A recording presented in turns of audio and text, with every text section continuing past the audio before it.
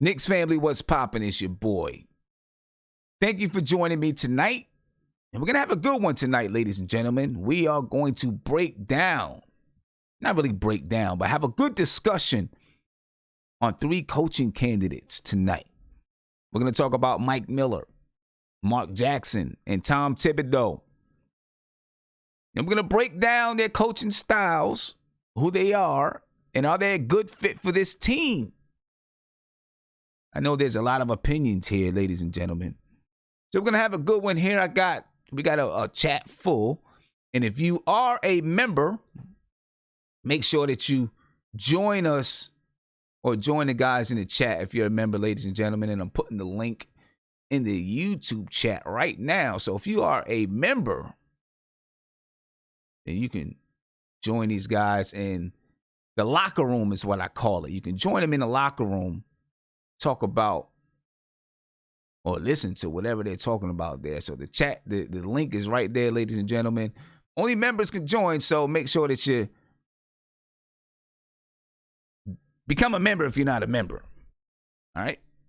Anyway, let's go ahead and let's get to this. Let me get to the guys over here, and then we'll, start breaking down these coaching candidates, all right? I got Nate already here, so let me get to Nate. And we'll go ahead and get this thing popping and started. Thank you guys for being here. Hope you guys are safe, good health, taking care of yourself. You know what I mean? Nate, what's popping with you, bro? How you feeling? Good, man. Good. Just chilling on a Tuesday night. Yeah, I feel you, Too man. much going on. On a Tuesday night, not much going on, especially when everyone's still under quarantine and all that kind of stuff. I get it. Yeah, man. You know what I'm saying? I get it, and I feel you. There in What'd you say? Hopefully, y'all are staying safe up there in DC. Yeah, I mean, we're safe. We're the temperature's rising a little bit. People are there's plenty of cases still going up that ladder, but It is what it is. We'll make it through. We're going to make it through. Anyway, man, we're going to talk about coaching candidates tonight. You know what I mean? And we got 3 of them. This is part 1. We got 3 of them that we're going to break down tonight, ladies and gentlemen. We're going to talk about Mike Miller. We're going to talk about Tom Thibodeau. And we're going to talk about Mark Jackson and how they fit with the New York Knicks. You know what I'm saying? So I'd like to get around and say what's up to everybody, but I see Nate. I'm sorry. I see Isaiah talking and going on and whatnot. So let me get to Big Freezy. Big Freezy, what's going on with you, bro? Hey, what's up, Sam? I'm good, man. I'm feeling good. How you feeling? Man, I'm good, man. This is a great topic tonight, man. Talk about these head coaching candidates. Yeah, I'm excited about that. Yeah, man. So who we talking about? Mike Miller? Yeah, Mike Miller, Tom Thibodeau, Mark Jackson. So, man, I'm not really a big fan. I'm not really a big fan of Mike Miller, man. I know. There's a large conglomerate or a large number of people that are Knicks fans that like Mike Miller. They point to his 17-27 record, after he took over in December. But man, I saw too much stuff, man, to make me think if we gave this dude the full-time job, that we'll basically be spinning our wheels, during his tenure, being like a 28-win, 25-win team and not developing guys. I'm really frustrated that he didn't develop Alonzo Trier, Dennis Smith Jr., and Kevin Knox. That frustrated me all year while he played Reggie Bullock, Wayne Ellington, and Alfred Payton.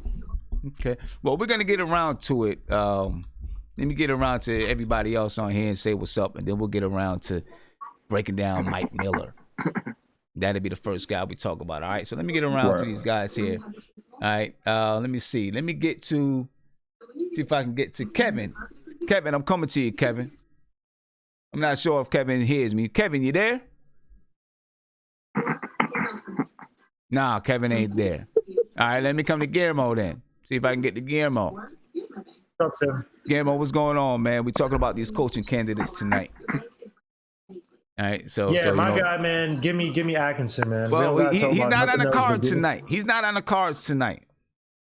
We're gonna get to him in the next Thibodeau one tonight? Well, we got three of them we're talking about. We got Mike Miller, Tom Thibodeau, and Mark Jackson. So, and then this is part one. We got part two and probably part three, where we're going to talk about different coaches and how they fit. Give me none of these guys, man. If I get Atkinson, I know we're not talking about him, but if out of these three I had to pick, I would. Well, we'll get to it. We're gonna go and do each one individually. So let me get to Isaiah. Isaiah, what's going on, man? Hey, how you doing, brother? I see good. The Giants got. Huh? Go ahead. What'd you say? I said the Giants got a B+, A+. I mean A- in my book. A, around that. Okay. Shout out to my Giants fan listening. We did a good draft, man. We got some hog mollies. Okay. When it comes to these players, these coaches, well, we got to side with my. If I had to pick out of these three, well, we ain't picking them right now. Thibodeau. We're just gonna talk about them. We're just gonna talk about them. But I'm not asking you to pick. We're just gonna talk about them and what would make them fit and not fit. Is Mark Jackson part of this list today? Mark Jackson is part of this list today. Hey, listen. I'm gonna say it like this because this is gonna be a controversial night with Mark Jackson. Knicks fans. It might be. Don't listen. Listen, man. Mark Jackson. Listen, he's probably a wonderful man. He's a man of God. He should not be a man to coach the Knicks. Well, people, I know there's already people in the comments talking about, we need Mark Jackson. He was the point guard for. No. We gonna talk about it tonight because I'm tired of seeing Knicks fans talk about Mark Jackson. So I'm tired of hearing about it. All right, well, we're gonna get to it. We're gonna start with Mike Miller. Now I'm gonna be coming around to everybody, so I'm gonna need you guys. If you could pay attention. I know you guys are having conversations, but try to find a way to pay attention. What I'll be doing is I'll let you know in the chat when I'm getting ready to come to you. So pay attention to the chat that pops up on the screen. All right, Kevin. Okay. I'm going to start with you, Kev. What's going on, man? Let's start with Mike Miller. Let's start talking about Mike Miller just a little bit. All right. Now, I know there's a lot of people there's some people that want Mike Miller to, get his chance. Some people don't believe in Mike Miller. All right, look.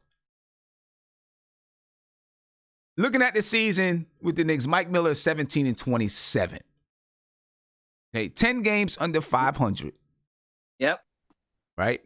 Yep. When he got the team, they were what? 12 games under 500, something like that? They were 12 games under 500, yes. 12 games under 500 when he got the team. Mm-hmm. So, when you look at it and you think about it, how much better did he really do? Well, I don't have it's a shame because usually I have numbers, with me to back my stuff up. But from a numbers perspective, we really didn't get over the top like we wanted to. Like I think that West Coast trip kind of put us a little bit under than what we were supposed to do. But from the eye test, from looking at the team responded better to the instructions that Mike Miller was given. We didn't like the rotations that he was doing, but the team itself responded in a more positive light. Like when we knew we didn't have any 3-point shooting, so what does he do? He tries to get our points in the paint. Uh-huh. And I forget what place we were with points in the paint, but we was up there. We were one of the highest up there. So Okay. So for me personally, I want Mike Miller to stay because the team is used to him. They know him, and he deserves my opinion. I think he deserves the job. Okay. Now, somebody did bring up a good point, because he was 10, there were still 10 games below 500. Simmer brought up, they got rid of Marcus Morris. That could be, that's a point. There's a point there that they got rid of Marcus Morris, right? So, yeah. He does have a point there. Ah, man, with Mike Miller, I don't, But here's the thing, Sim. Here's the thing. There were some wins that we got that, if Thibodeau was still coaching, we wouldn't have gotten. and wins that we didn't think we would get. So, for instance, the Portland game. Yeah, Damian Lillard had a bad night, but we're so used to the other players, outshining us, even if Damian Lillard didn't play, and we won that game at the Garden, right? Okay.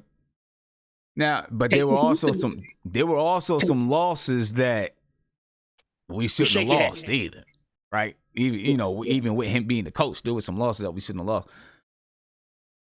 I mean, here's the things that I like about Mike Miller.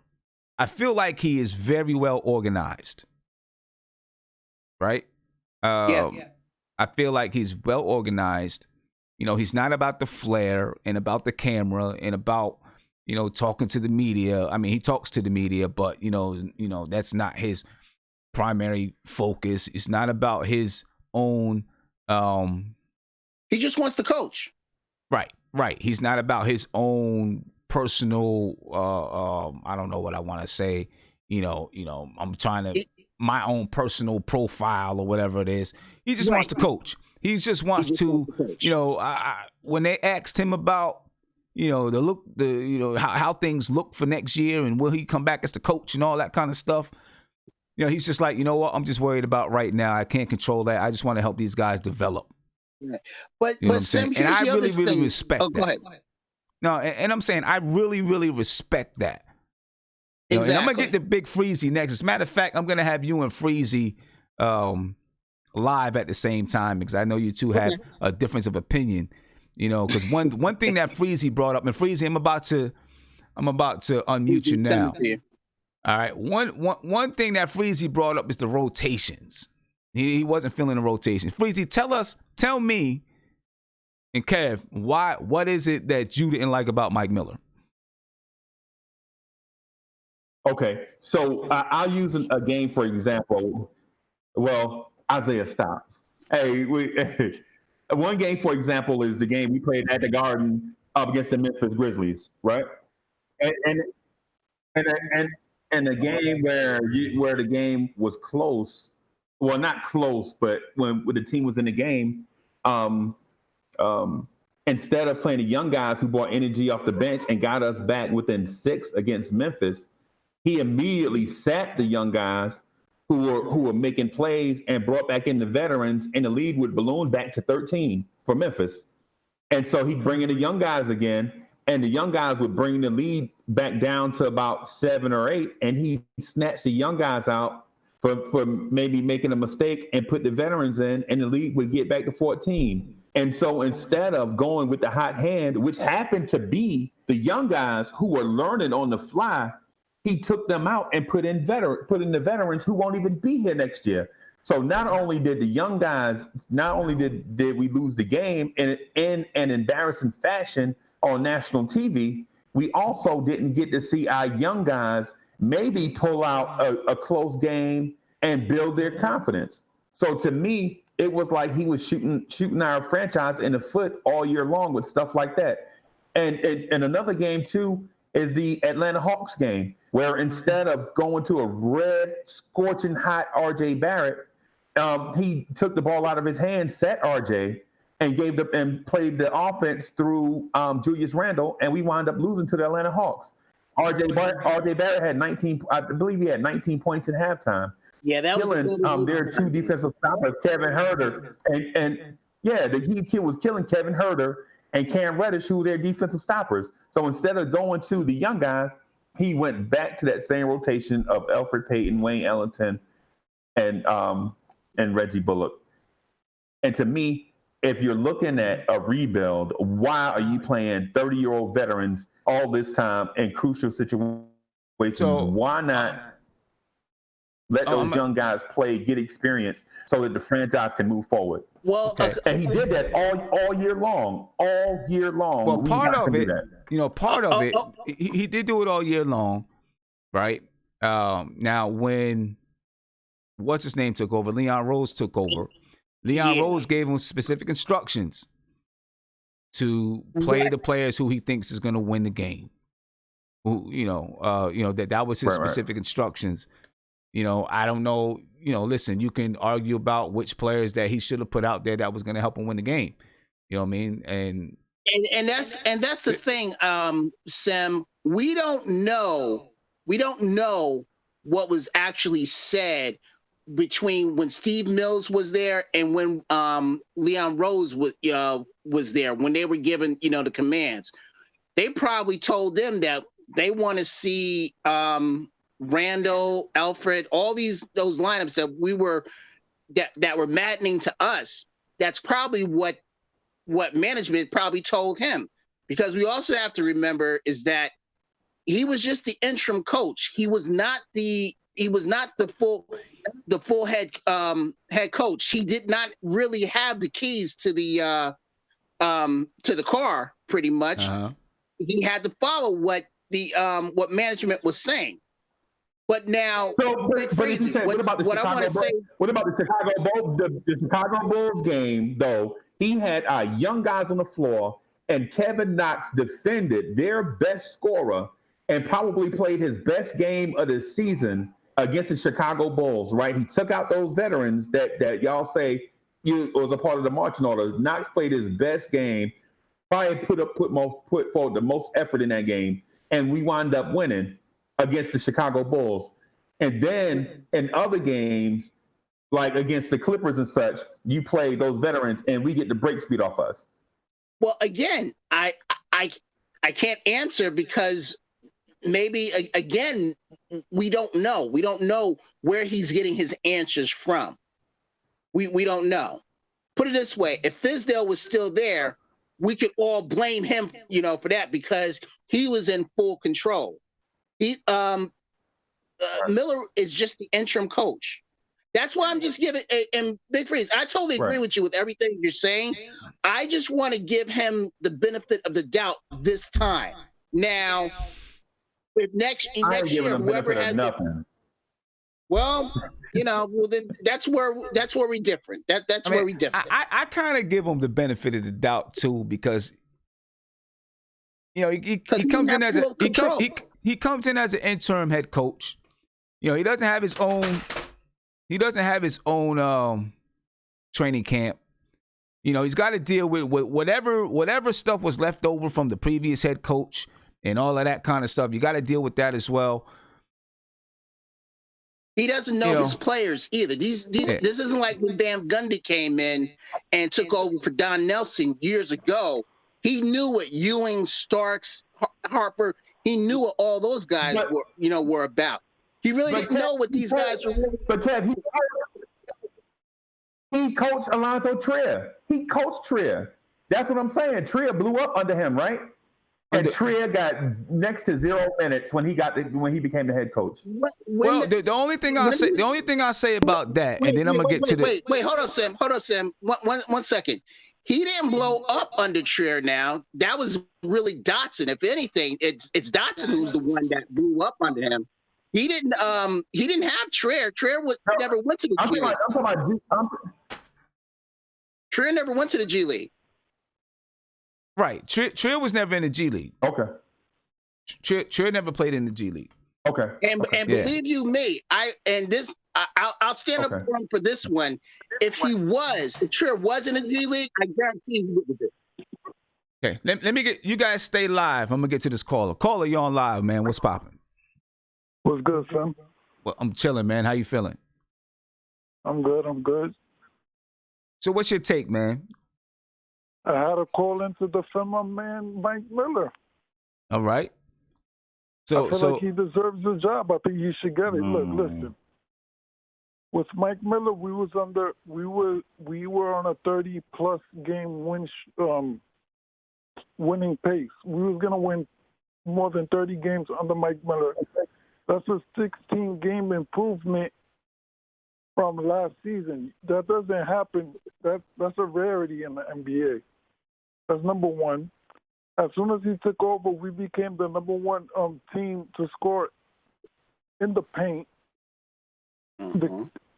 It wasn't the prettiest, but the kids were developing. Look at Mitch. Look at Knox's defense. Frank was coming along. I think guys they just enamored with, they just want flash. Mike is not flash, but he's putting in the work. The work is there. I feel like you know what I'm saying? Like, he makes his in-game adjustments. The rotations, I give him a pass on that because we got a clunky team. So anybody was gonna struggle with finding the right rotations, the right guys to put in, because not everybody could score on this team, and these guys are not consistent enough scoring the ball either. So I feel like we're beggars can't be choosers, and I feel like we got a good enough guy to keep in right now. Like, what are these other dudes that haven't coached in years? What are they gonna give you that Mike Miller hasn't already proven that he could do right now? Well, I agree. Well, I mean, the only thing these other guys, you know, at least the other two guys that's on the list, they've proven that they can win some ball games and take a team to the playoff. That was years ago. People they just want the names.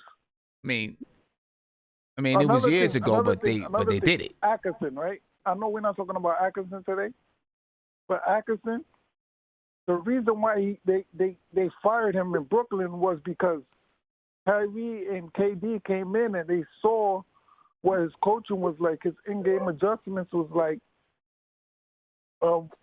close, in person, and they said, nah, this guy can't get us over the hump. And there's reports saying that Atkinson doesn't want to be labeled as a developmental coach. So he's looking to get out of that title. So he's not coming to the Knicks. Everybody can forget about that also. Oh. Okay. Well, we don't know. Like, we don't know. What else we don't know. Want? I mean, listen, Mike Miller has a lot of things that I want. I'm not even going to lie about it. He has a lot of things that I want in a coach. Low key, you know what I'm saying? He's low key. He's about his business. He understands the X's and O's, it seems like. He has a lot of things that I want. Yeah, but Sim, here's the thing.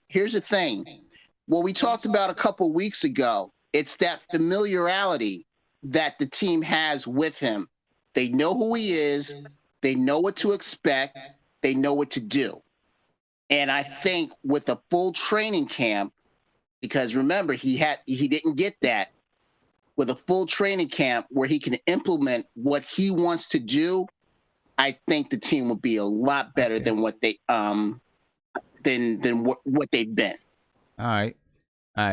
Guillermo, I think you ready? I'm about to come. I'm about to come to Guillermo. Guillermo, you want to jump in on this? Hey, call up. Hey, Emmanuel, I appreciate the call, bro. No doubt. All right, peace. So, what's your take on Mike Miller, man? Mike Miller, you saw little improvements here. It's tough because, I'm unmuted. Can you guys hear me? I can hear you.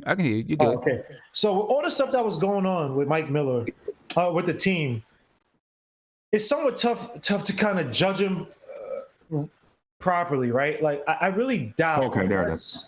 Unless Trier did something. What's up, Worldwide Fresh? I find it hard that he wouldn't use Trier if it was his own decision versus a front office didn't want him to use Trier. Some of those rotations didn't really make sense, but I'm not sure if that's him or was that front office where it was Steve Mills doing his dumb-ish, and then after that, Perry and all these guys kind of doing this. And then also when Steve Stout basically made it known that he's not going to be here, he was just like, F it. This organization is trash. I'm just going to coach whatever. I really don't care. Because in the beginning, from what I saw, you saw little improvements. The Knicks improved their passing, potential assists, secondary assists went up. It was much more of a fluid offense, even though, look, the ball mostly went between Randall and Morris, but you still saw a little bit better passing, right? The ball moved around a little bit better. Guys were triple threading, or Morris at least was triple threading a little bit better. The ball's getting out to perimeter a little bit better. Slightly more cuts to the basket with RJ. But overall, when I watch his game, I don't see something that's so poignant that I'll be like, yo, we have to keep him here. I don't see a game style, a game plan. I don't see proper rotations that speak to you and say, okay, we got to build this guy because what he's doing here, he can elevate players past their average levels. Okay, you know so what I mean? The fact that he wasn't playing Trier got me really pissed because it made no sense. Where it's like, and that type of stuff, forget the X's and O's. If you're a young player or if you're a player, period, and you're a guy who worked off of a meritocracy, right? You worked off of, if I work hard and I execute properly and I show production, I get time. And Trier was doing that and wasn't getting burned, but then guys like Knox were getting, he's getting burned. And obviously, yes, they don't play the same positions, but I would make it a way where I get my most productive players on the court regardless.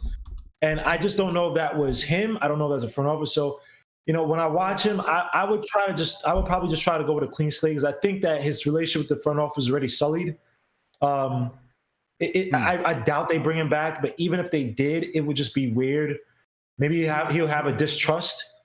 And I would just rather start with a new coach that I think, whose game plan can kind of elevate players. Okay. Obviously, my choice is Atkinson, and we're not discussing, but I would just be hard pressed to, we have players. We have to kind of start. I don't want to say start new, but we have to build with the so-called foundation players, the RJs. If Mitch is that, and I guess the next tier after that, and we need a coach who's going to be a little bit harder not harder. Create more discipline, right? If you come and you start doing stupid things, trying to go ISO, trying to be Superman, not pass out double teams, you come out the game. You know what I mean? If you do the right things, if you play to the system, because what the system does, it helps you discern what type of players you need in the draft and the free agency for next year. Coming That's how you build a foundation. Stronger, and we need one of those foundational type of coaches we can kind of build it. You know what I mean? So I just don't think that's Mike Miller. Even though I think Mike Miller, if he had an assistant coach job with the proper team, not Pops. Pop is leaving. If you went to a team that could kind of make his offense a little bit more expansive, learn defensive chops, you go to a Golden State, go to Toronto, learn how to use every guy on the bench like Toronto does. I think that would do him some wonders, but I'm not too sold on him right now. Okay. All right. He's a lot better than Thibodeau. And the only thing I would say about, with Mike Miller as it pertains to, the rotations and, us not seeing anything is that, him taking over, he's taking over under, what Thibideau already put in place. And yes, he was an assistant coach, but ultimately it was Thibideau's decision on what he was going to do on the floor. So he's taking over with some of the things that were already in place. Now, you did see some changes here and there, but when you're not at the helm, you can't develop your own system. You don't have your own assistant coaches out there. You don't have your people there saying, this is what I want you to do. Now, he did bring, what's his name? I forgot his name, to the team. But you don't have your entire team of assistant coaches there to teach what you want to be taught to the players. And I think that makes a big difference. So when we talk about the rotations and things like that, especially when you're looking at the roster, and I think any coach that comes in is going to have some issues with rotations, especially with this roster, because you had players that could play defense, couldn't play defense, could score, could not score. So you got to try to mix and match in different games, I think. Makes it difficult for any coach. And someone said that Trevor Bailey said Mike Miller knowingly allowed Payne and Randall to play buddy ball. And then someone else said that you can't hold, as an interim, you can't hold players accountable. Well, you can. It all depends on if you want to stay. Because look, if I hold players accountable and I get fired for that, I think teams might look at me in a favorable light, where it's like, look, the Knicks are a terrible organization, and you were holding players accountable for some of the dumb ish they were doing, because it wasn't like we were winning. It's not like we had Jordan and Jordan was jacking up, shooting 50-some% from the court, scoring 35 points a game, but we were not winning 50 games, or winning 40 games. I mean, we were losing. If I want to hold players accountable, it's one thing. Look, I would say this: Mike Miller did not have a proper offseason. He did not have proper time to set up his own stuff, if he has anything different from what we saw. So that's the only benefit that I'll give him. But the things I can control on the court, I can control how many minutes you get. I can make it embarrassing where guys who are not adhering to what I want on the court, I can make them sit down and they won't play the next. I can do things like that now. If I get fired for it, that's one thing. But while I'm coaching you, I can hold you accountable. You're not gonna. Oh yeah, you can definitely override my that. command. So I kind of disagree with that. I think that I don't say he got spooked, but look, this is his first job as a head coach. I don't think he's had another job as a head coach of an NBA team. Not in this the is his NBA. first job, and I think that he may have gotten spooked where it's like, look, I don't want to mess this up where I may not get another job. So I'm going to go with the veterans, and a lot of time, and we don't have veterans who are going to follow. This is not like it's not like the Pistons where you have a bunch of veterans who are going to follow after Larry Brown and do. We had a bunch of veterans who, let's be honest, a lot of these guys are playing on 1 year or 2 1-and-1 type of deals, really short-term contracts. So they're really playing for themselves, and that's where you come in and say, look, I know you're playing for yourselves, but we're trying to build something here. And people might be like, oh, you're going to be. Well, I'm trying to build something here for the time I'm going to be here. And I'm not going to play you if you go out there and try to just look for yours and you play in a greedy manner or a selfish manner. So you can control what's on the court, but it's tough to judge him in totality. But I say this. I think there's some things that he has going for him as far as being the coach, like Mitchell Robinson and Mitchell Robinson's old high school head coach and some people, because Mike Miller over the summer, he went to New Orleans, spent time in New Orleans with Mitchell Robinson working one-on-one, just helping him with shooting, helping him with his ball handle in different aspects of the game. And I think Mitchell Robinson has a nice connection with Mike Miller. So even if he's not the head coach, he may still be around as one of the assistants, as a developmental coach. And I think his high school coach, Mitchell Robinson's high school coach, said when you seen Mitchell Robinson begin to play better when Mike Miller took over as head coach, because he understood the way that he understood him a little bit better in the way that he plays, so that could bode well for Mike Miller. I'm gonna take one more call on Mike Miller, then we're gonna move on and talk about Mark Jackson. Caller, you're on live with Nothing But Knicks. What's popping, man? Hey, what's up now? Hey, yeah, so it's a quick fix, man. All they got to do is basically hire Mark Jackson, get Tom Thibodeau, keep Mike Miller, and bring in Kenny Anderson on the coaching staff. Hold up. And Hold up. So you want him to hire Mark Jackson as the head coach? As the head coach, keep Mike Miller. Keep Mike Miller. Bring in Kenny Atkinson as an assistant. Bring in Tom Thibodeau as an assistant. As an assistant for defense purpose. A lot of cooks in the kitchen, man. Hey, man, let me tell you, there's a lot of coach, but it's going to take a giant to rebuild the Knicks, man. I hate to say it. It may sound crazy, but and then go right after DeMar DeRozan, bring him in as a player. DeMar DeRozan? Yes, man. Yes. We need that killer, man. We need that killer, the fourth quarter killer. Because it seems like every fourth quarter, man, we be up by 10 points, 15 points, and all of a sudden, boom, we gone. So, yeah, they got to get a killer up in there, man. Period. And you know what else I do? I mean, I'm not a big fan of DeMar DeRozan. Oh, you not? I never liked DeMar DeRozan. I never liked him. Levine, whatever his name is. But you know what? What about Isaiah Thomas to help with the scout for the draft? Isaiah Thomas. I'm serious, man. It's going to take a giant.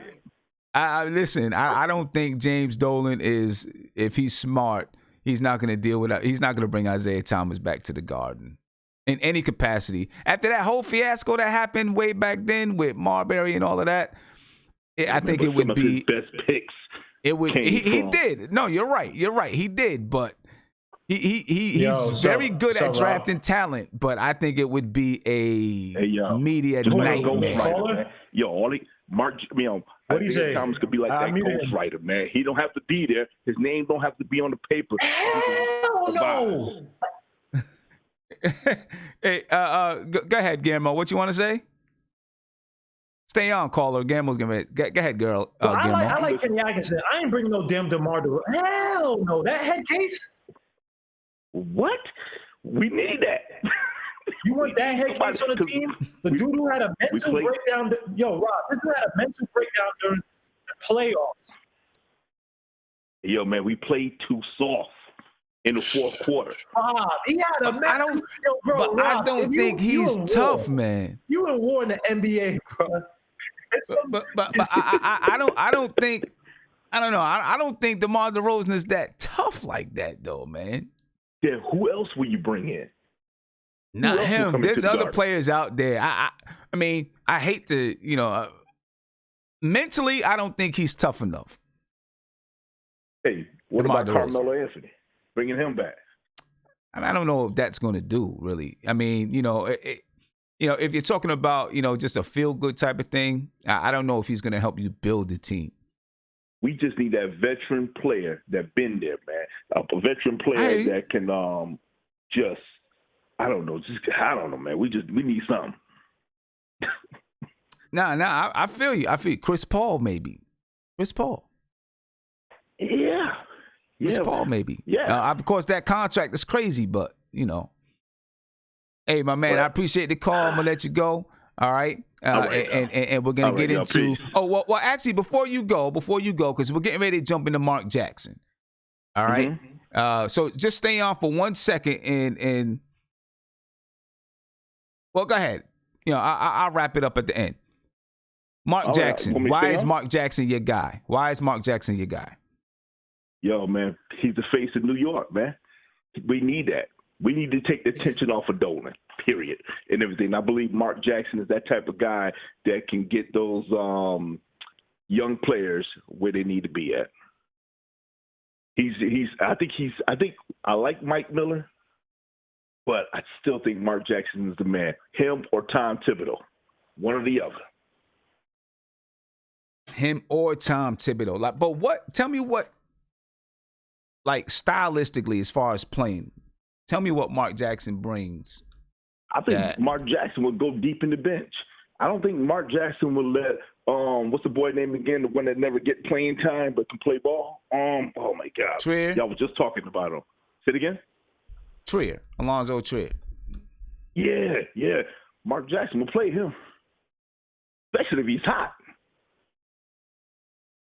I think Mark Jackson will go deep on that bench. Okay. All right. And I think we got the right players there. We just don't have the person who can drive the ship, man. We don't have that fourth quarter killer, man. Okay. All right. And I think Mark Jackson will bring that out in one of those players. We'll bring it out in one of the players. All right. Hey, I appreciate the call, bro. All right, boss, man. All right. Now, Mark Jackson, ladies and gentlemen. Let's just go over some of the numbers with Mark Jackson. Throughout his career as a head coach, he was a head coach for 3 years in the NBA with the Golden State Warriors. All right, his first season with the Golden State Warriors, they were 23-43. His second season, they were 47-35. His last season, which was 2013-2014, they were 51-31. All right, he has a career coaching record of 230 games. He's 121-109. All right, 52 wins, won 52% of his games. Listen, with Mark Jackson, man, obviously he's a New York legend, right? Played for St. John's. He was drafted by the Knicks. Played for the Knicks twice in his career, right? You look at Mark Jackson, you say, yeah, he has that New York attitude. He has the bravado to coach in New York. We're going to use Mark Jackson to take the attention away from James Dolan. I just don't agree with that. Right? The whole, he's got to be the voice of New York and this and that. I don't know. I just don't think that's... Fizdale was a voice. Right? And I'm not going to liken Mark Jackson to Coach Fizdale because Mark Jackson is a hell of a coach, better than Coach Fizdale. But we need more than just a voice, in my opinion. And what I get afraid with Mark Jackson is not the coaching. I get afraid of, And I'm not saying that Mark Jackson has a bad personality. I just feel like it's too marquee of a personality in New York right now. Too big of a personality as your coach in New York right now. That's what I feel about it. That's my only thing with Mark Jackson. I feel like it will be explosive at some point. And I know a lot of people say, nah, it's not. You got to have that personality, this and that. You can get that mental toughness type of person without having the high profile. You can get that, in my opinion, without having that high profile. And that's what I feel like Mark Jackson is he brings that high profile, all of the media attention. You're going to get media attention anyway, but all of the media attention. And then, of course, bam, automatically the eyesights are on the Knicks. And Mark Jackson, I don't want to see it. I don't want to see it. I want someone who's just going to be low key. I want a low key guy who can put together a developmental system, a nice structure, be hard-nosed with the players, don't take no bullshit with the players, make the guys get after it every single night, hold them accountable, have a good disciplinary structure. I want someone like that. And I'm not saying that Mark Jackson doesn't bring that. He might bring that. I don't know what kind of systems he put in place with Golden State, to help propel them forward.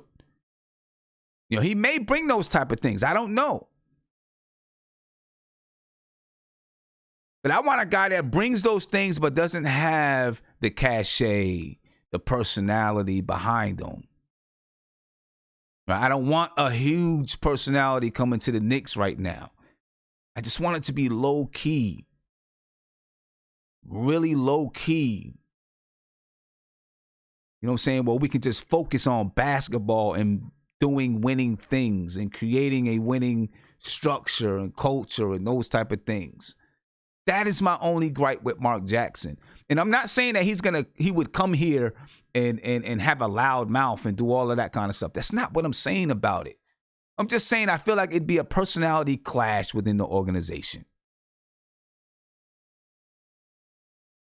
That's it. And I don't want to see it. I don't want to see it at all.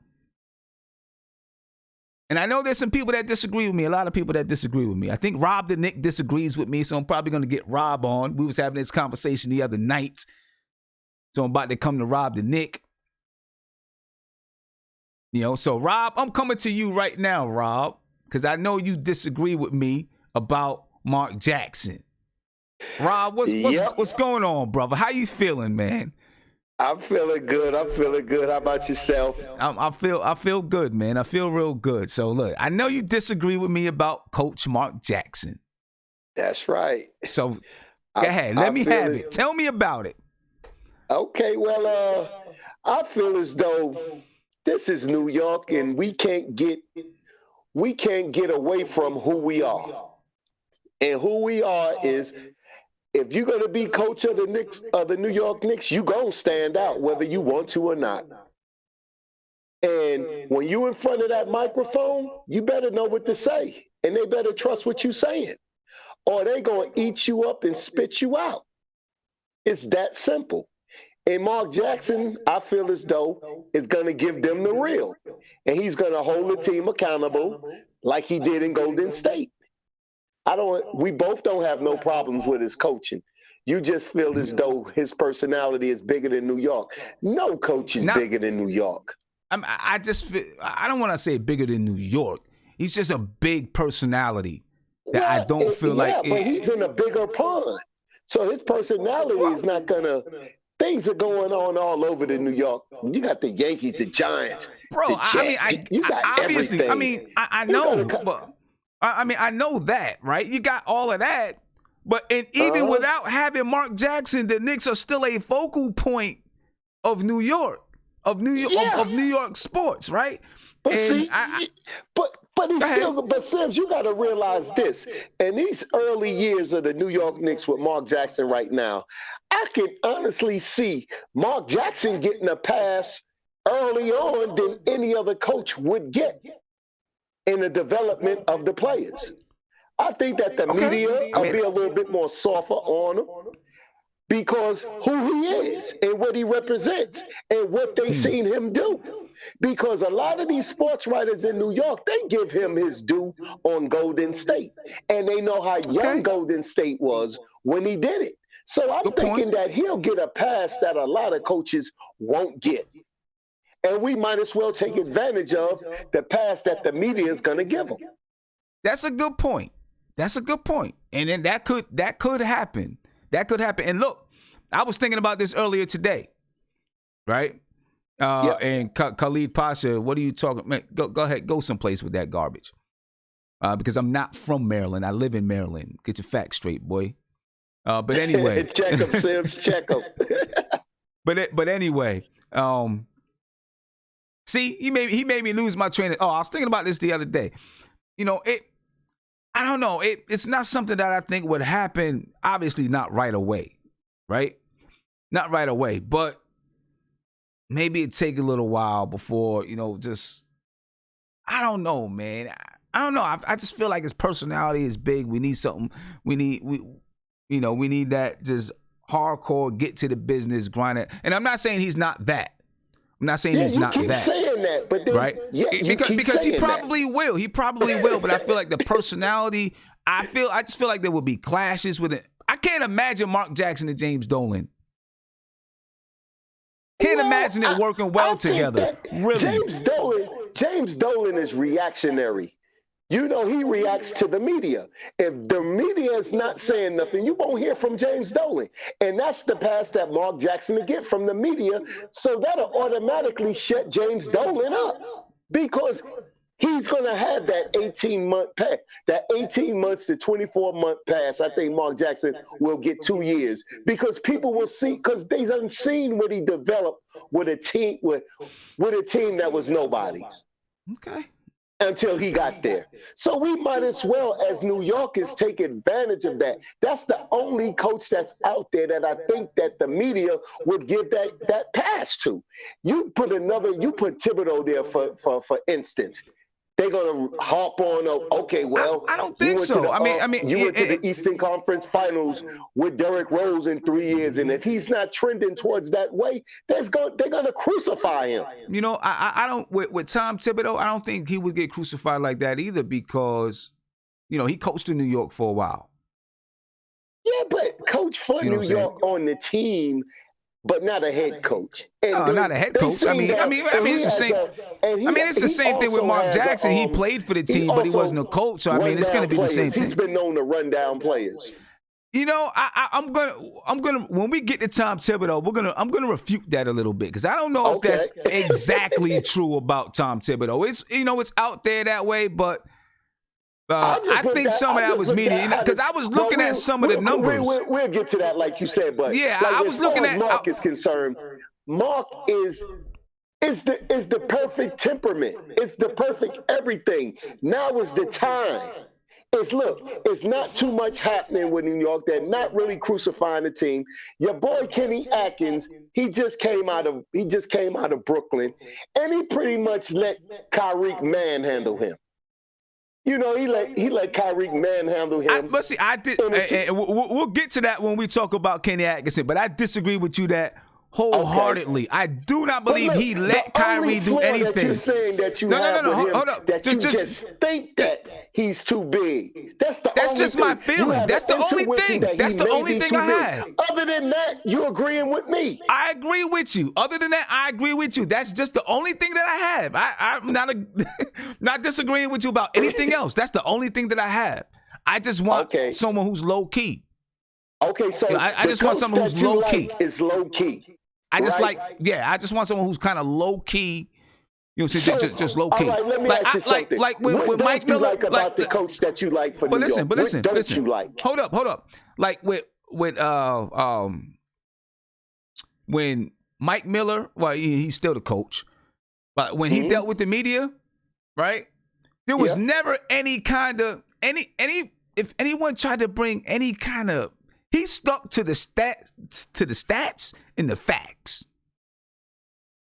The stats So and the did facts. you keep him? But listen, I'm just giving you an example of what I'm saying. Okay. He stuck with the stats and the facts and what he was trying to do. And when you stick with that, you cannot penetrate it.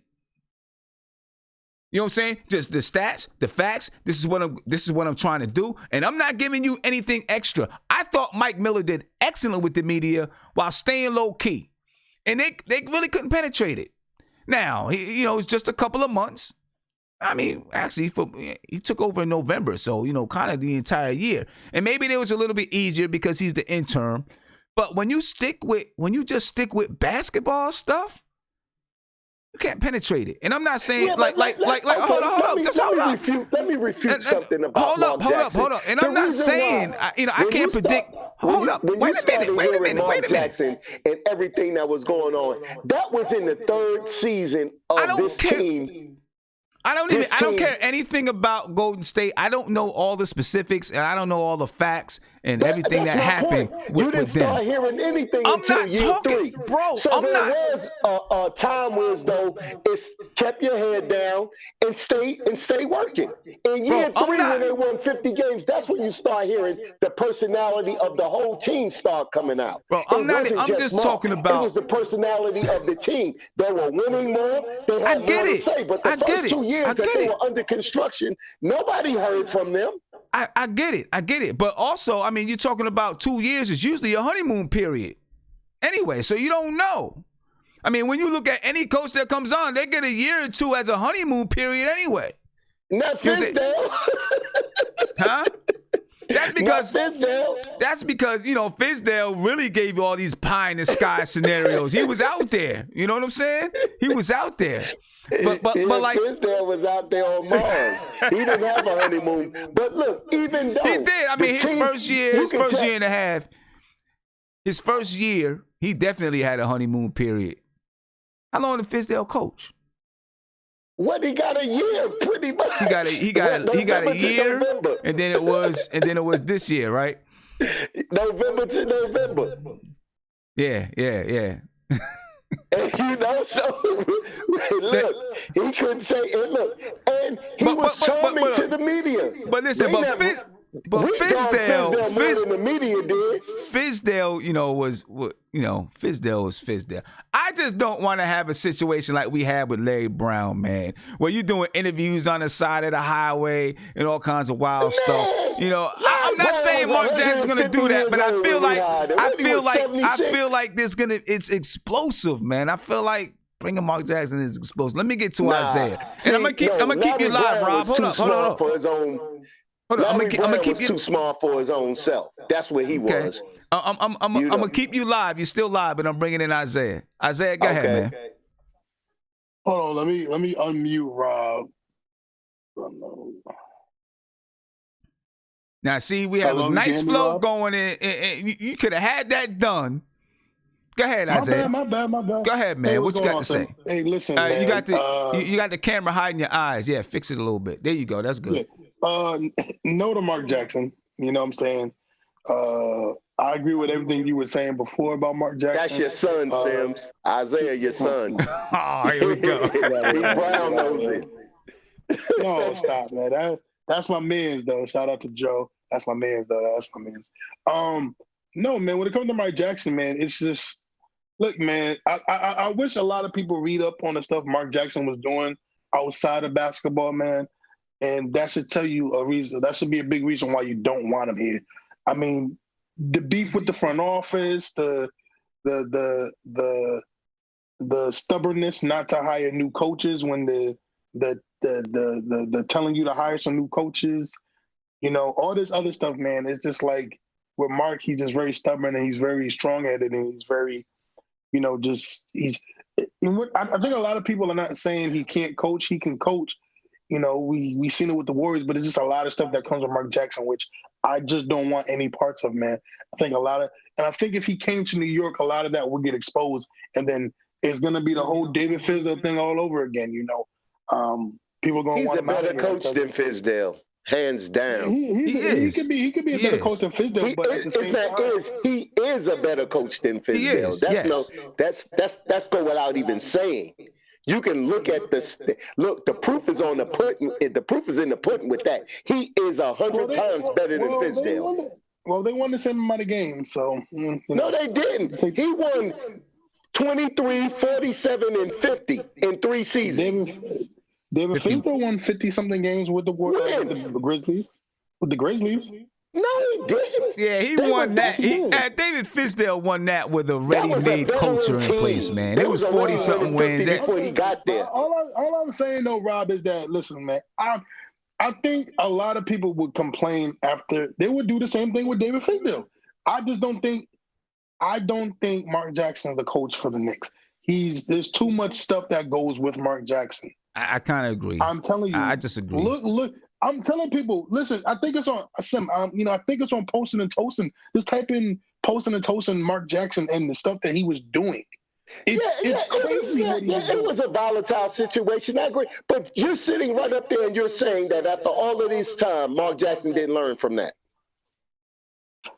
Hey, man. I mean, he might have. He might have. We don't know. We don't know. Mark Jackson doesn't deserve to coach in the NBA no more. I never not said saying that. I didn't say well, that. I'm not saying that. Just not with the Knicks, man. No, just not I just said I don't want him to coach the Knicks. Yeah, I mean, because listen, I don't know, man. But Rob, here's the thing, though, Rob. Here's the thing, and this is always going to be the biggest debate about Mark Jackson. Did he reach his ceiling with the Warriors? Me personally, I think he did. I don't think the Warriors won a championship with Mark Jackson. I wholeheartedly believe that. Some people are going to believe he would have.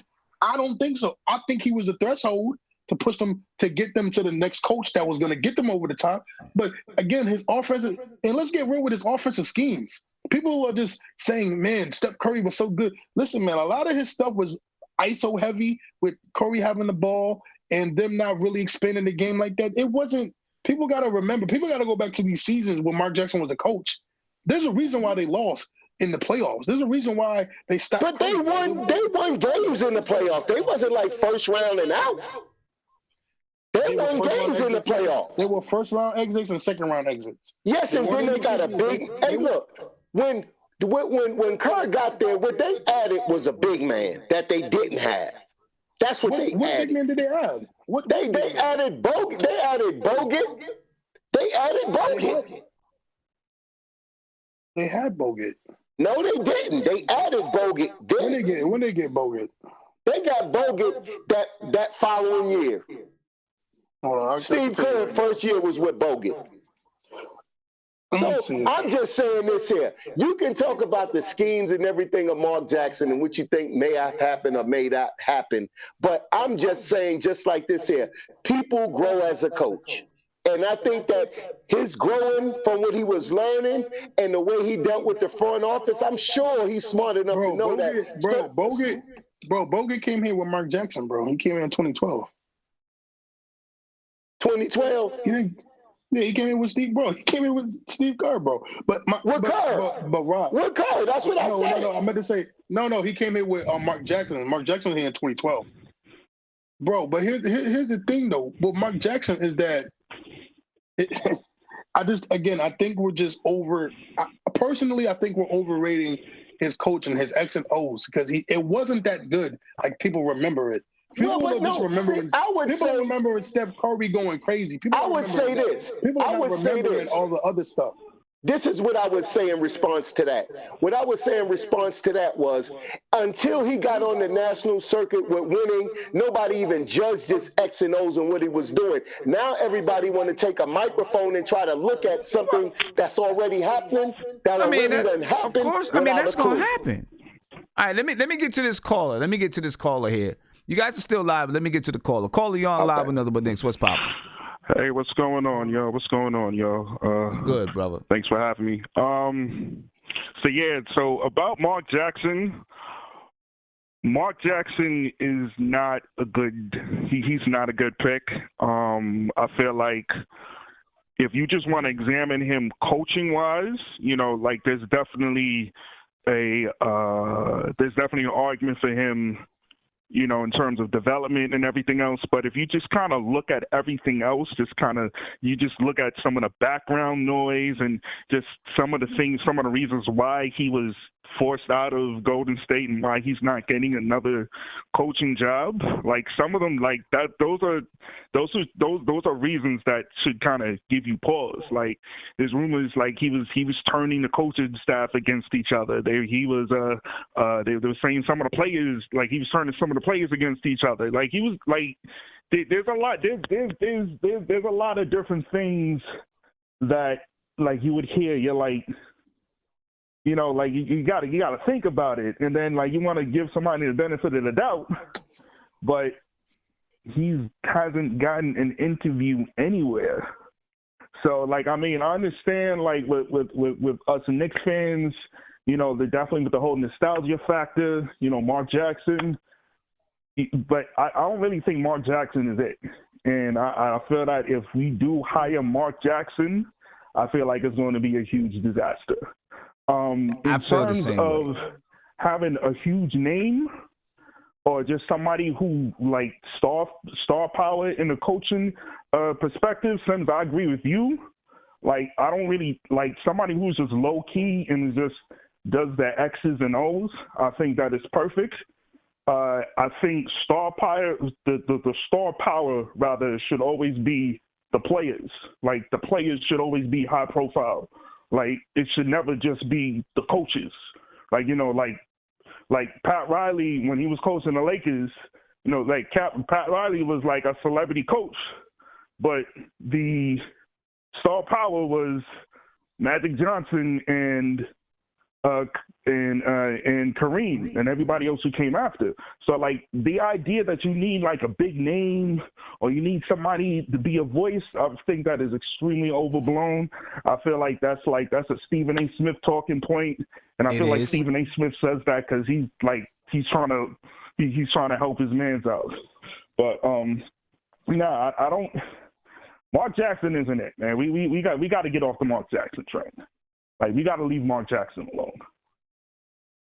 Yeah, and listen, you know everything, you know. Yeah, I'm just not feeling. Yeah, go ahead, Isaiah. So this is, and I'm not saying this is just Rob, but this is one thing I hate about Knicks fans, right?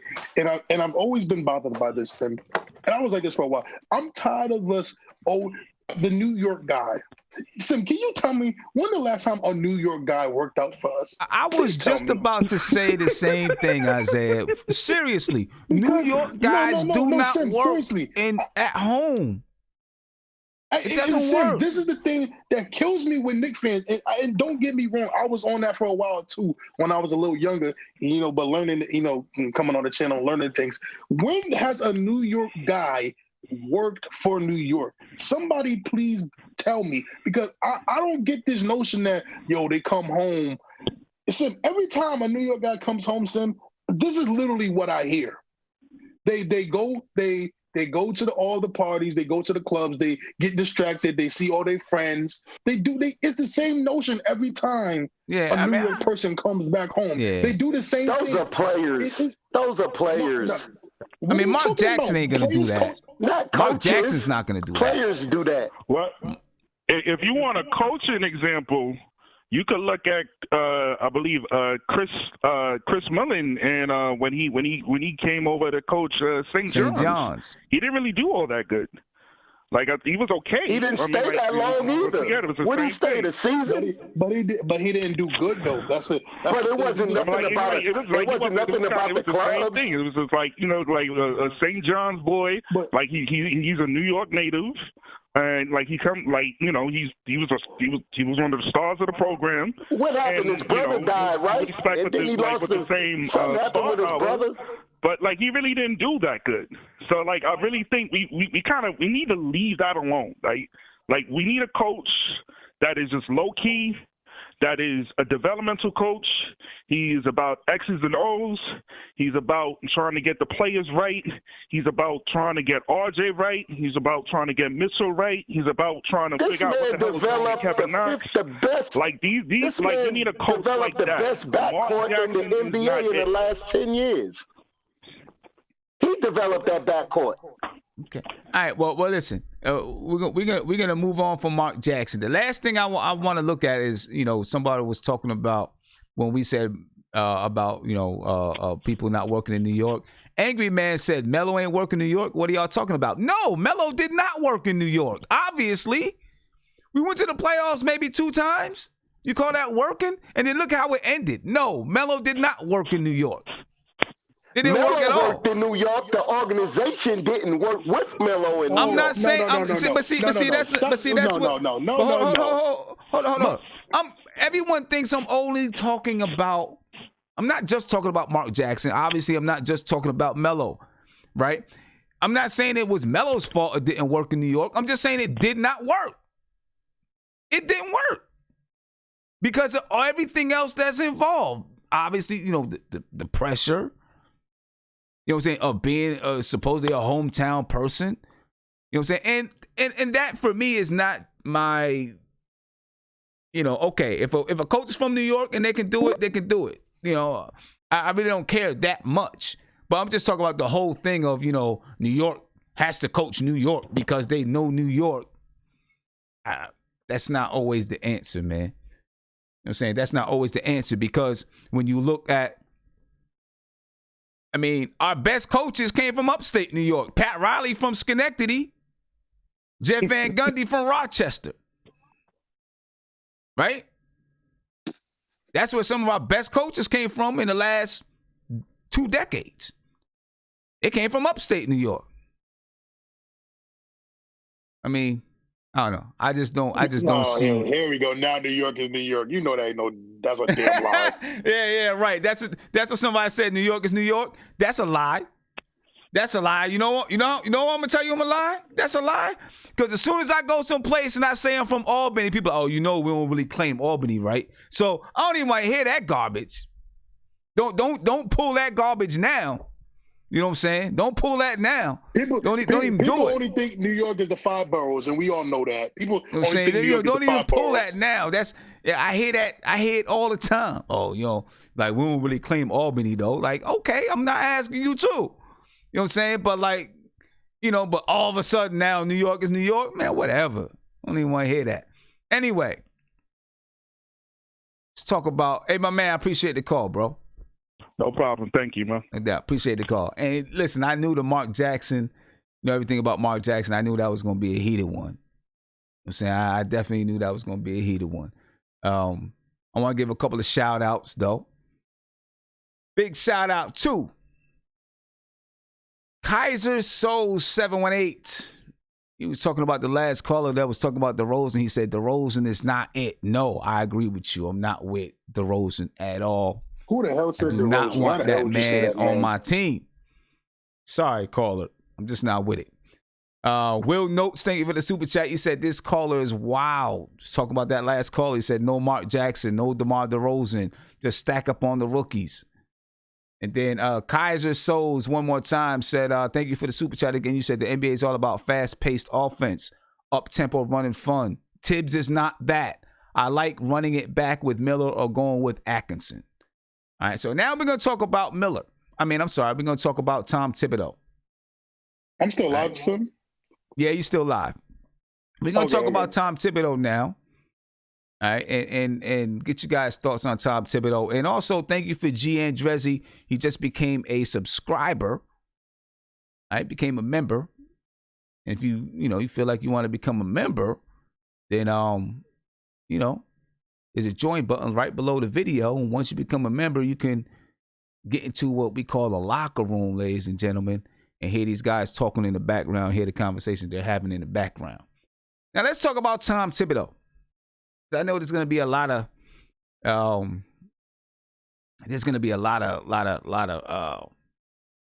talk about Tom Thibodeau and him running players into the ground. But Tom Thibodeau, he's been coaching in the NBA since 1989. All right, he was an assistant coach for Minnesota for 2 years. He was an assistant coach for San Antonio for 2 seasons. He was an assistant coach for Philadelphia for 2 seasons. He was an assistant coach with the Knicks for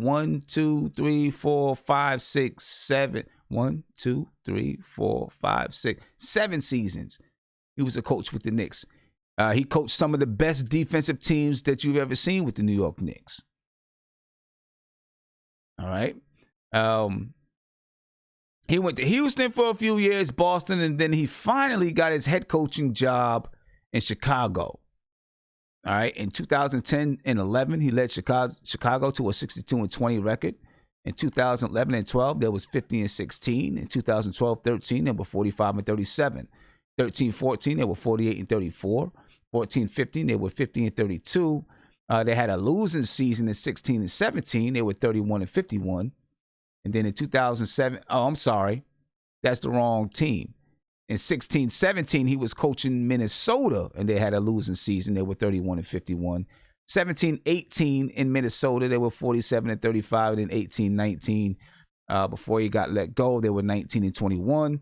He has an overall record of 300. He's 352 and 246. So he's won about 58% of his games.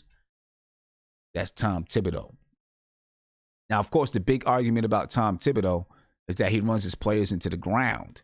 Nate, I'm coming to you after I finish this up with Isaiah. Isaiah, what's your take on Tom Thibodeau? I'm really mixed with him because I love him defensively. I really do.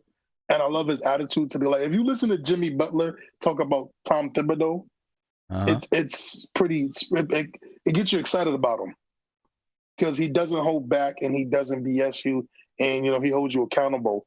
And I think his aggressive style on defense is really good. And I'm telling you, Sam, I think if you get him with Frank and Mitch, oh man, it's a good defensive team right there. But offensively, he's not really, he's not really that good. I don't know, man. It's just it's weird with him, man, because I don't know how he feels about how he does with the younger players and stuff like that.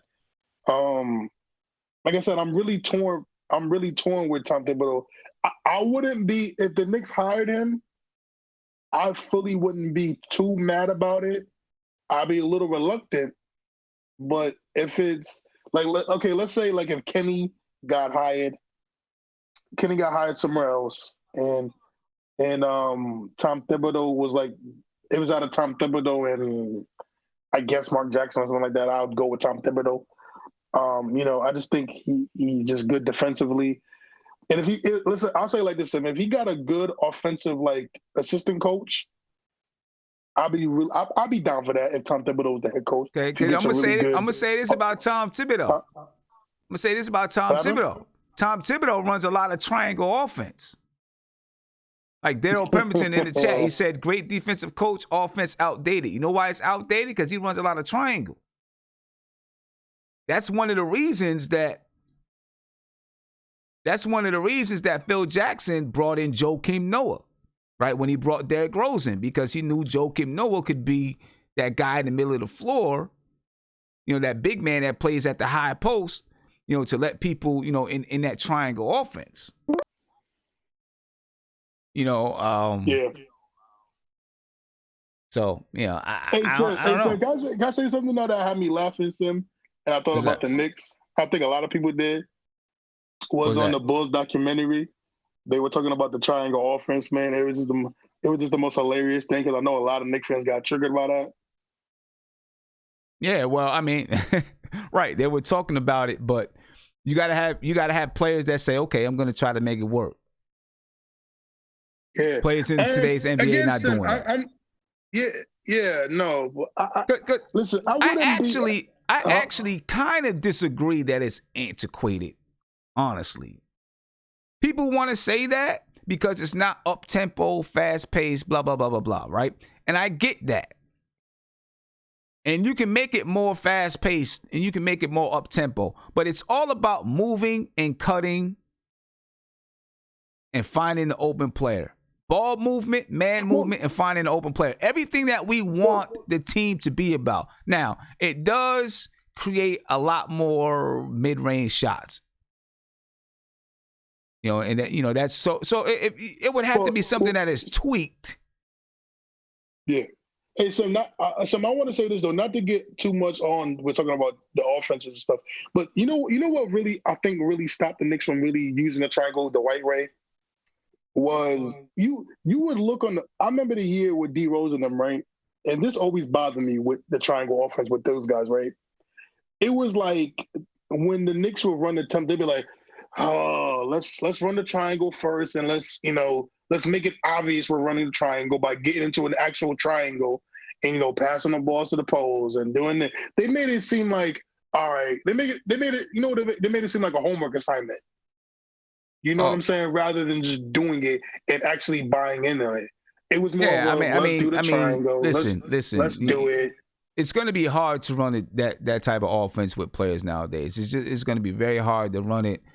Not that players can't. It just doesn't have the reputation, especially with everything that happened with the Knicks. It just doesn't have the reputation of something that the players be like, oh yeah, I want to run this. Because like even with Michael Jordan, when you watch the video, you say, hey, this is taking the ball out of my hands.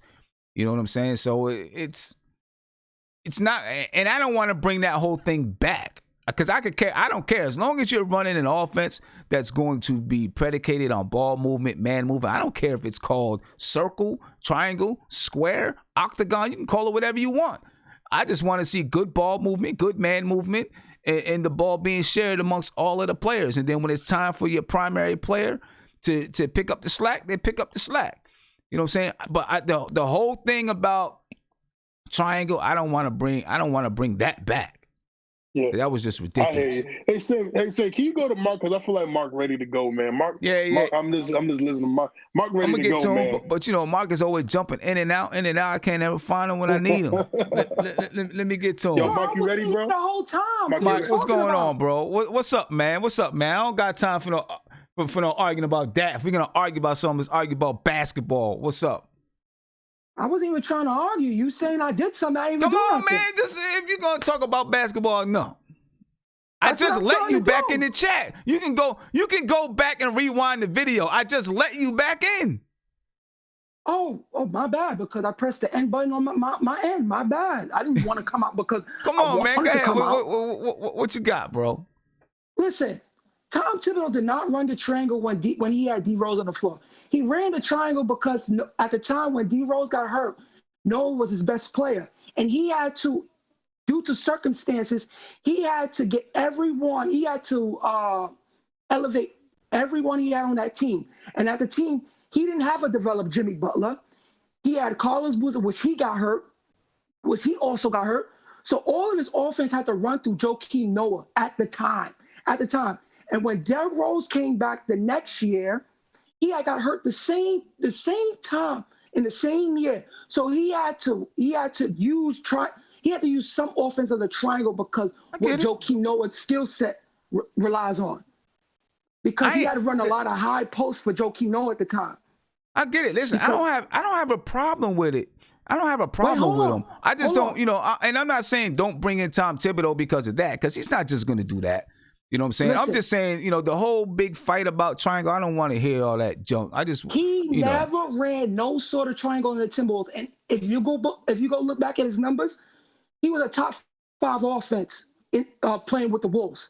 He runs a lot of what Doc runs when he was playing the Timberwolves because of the players he had. Because of the players he had on the Bulls, it was due to circumstances why he had to run. He runs philosophy of the triangle because of Noah.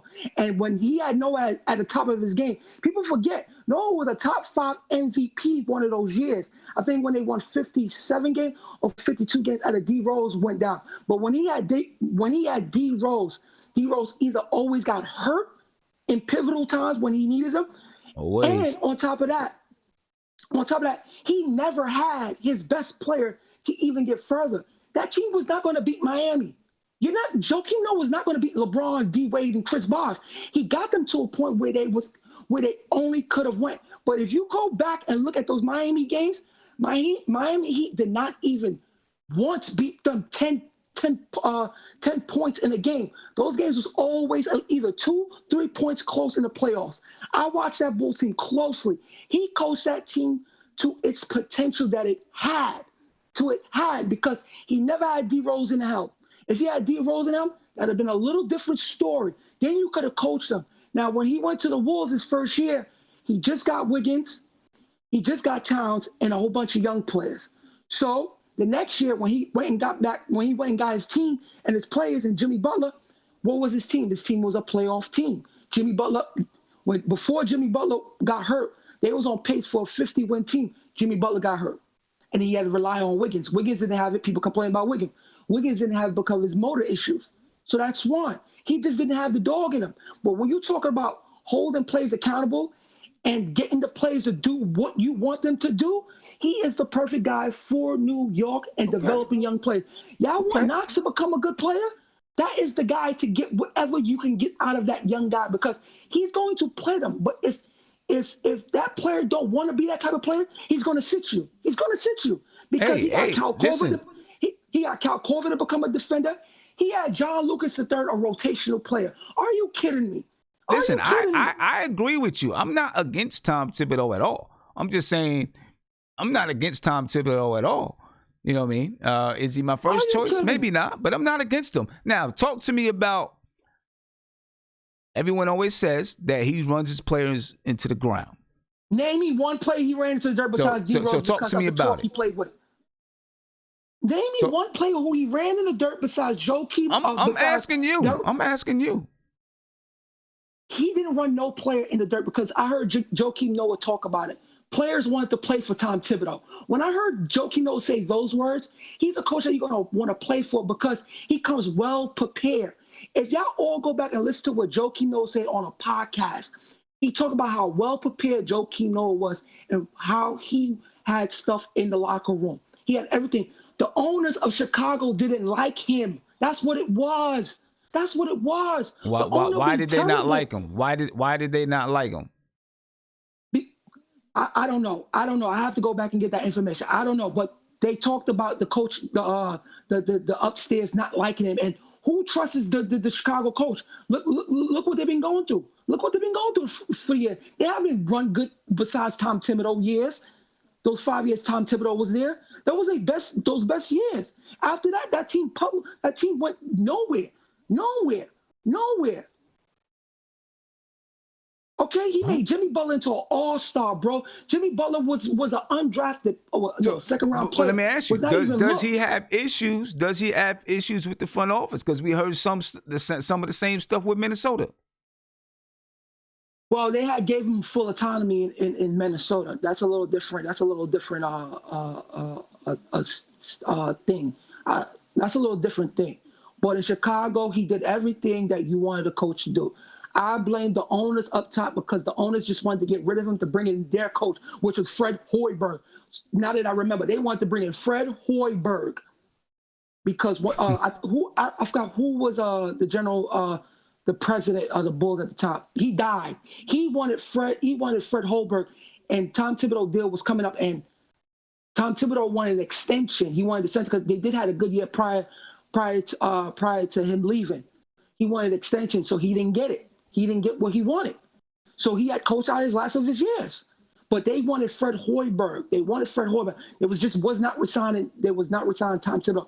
But from preparing the players to come on the floor and to play at maximum level, listen, no doubt about it. And the thing is, he has schemes. Bro, I watched him for 5 years, man. And for him to go to war with Miami, he gave LeBron fits. He just didn't have his go-to superstar. You cannot judge a coach when he don't have his superstar. But what you can judge him on is that he took whatever he had to where they capped. Joakim Noah was their best player. And he was only averaging 12 points. Where was the other 25 points coming from? Not Cal Korver, not Luol Deng. So check this out. What more are you asking for? And so check this out. For all the people who say that, he runs his players into the ground, from 2010 to 2015, Joakim Noah played under Thibodeau. All right? Yeah. In 2010-11, he played 32.8 minutes a game. That's not bad. That's not bad. The next year he played 30.4 minutes per game. That's 30 minutes. The year after that, he played 36.8. Then he played 35.3. Then he played 30. Then you got 21.9. That's not that's not bad. Now the year he played 21.9, he only played 29 games that season. Okay, you know, he suffered injury. That's not bad. That 36 minutes a game, that's what your best player is always going to play. That's Yes. Bro, that team was so limited in the type of talent that they had. If you're running through Joakim Noah, that let's tell you that coach is coaching. Now let's go to Jimmy Butler. Okay. Go ahead.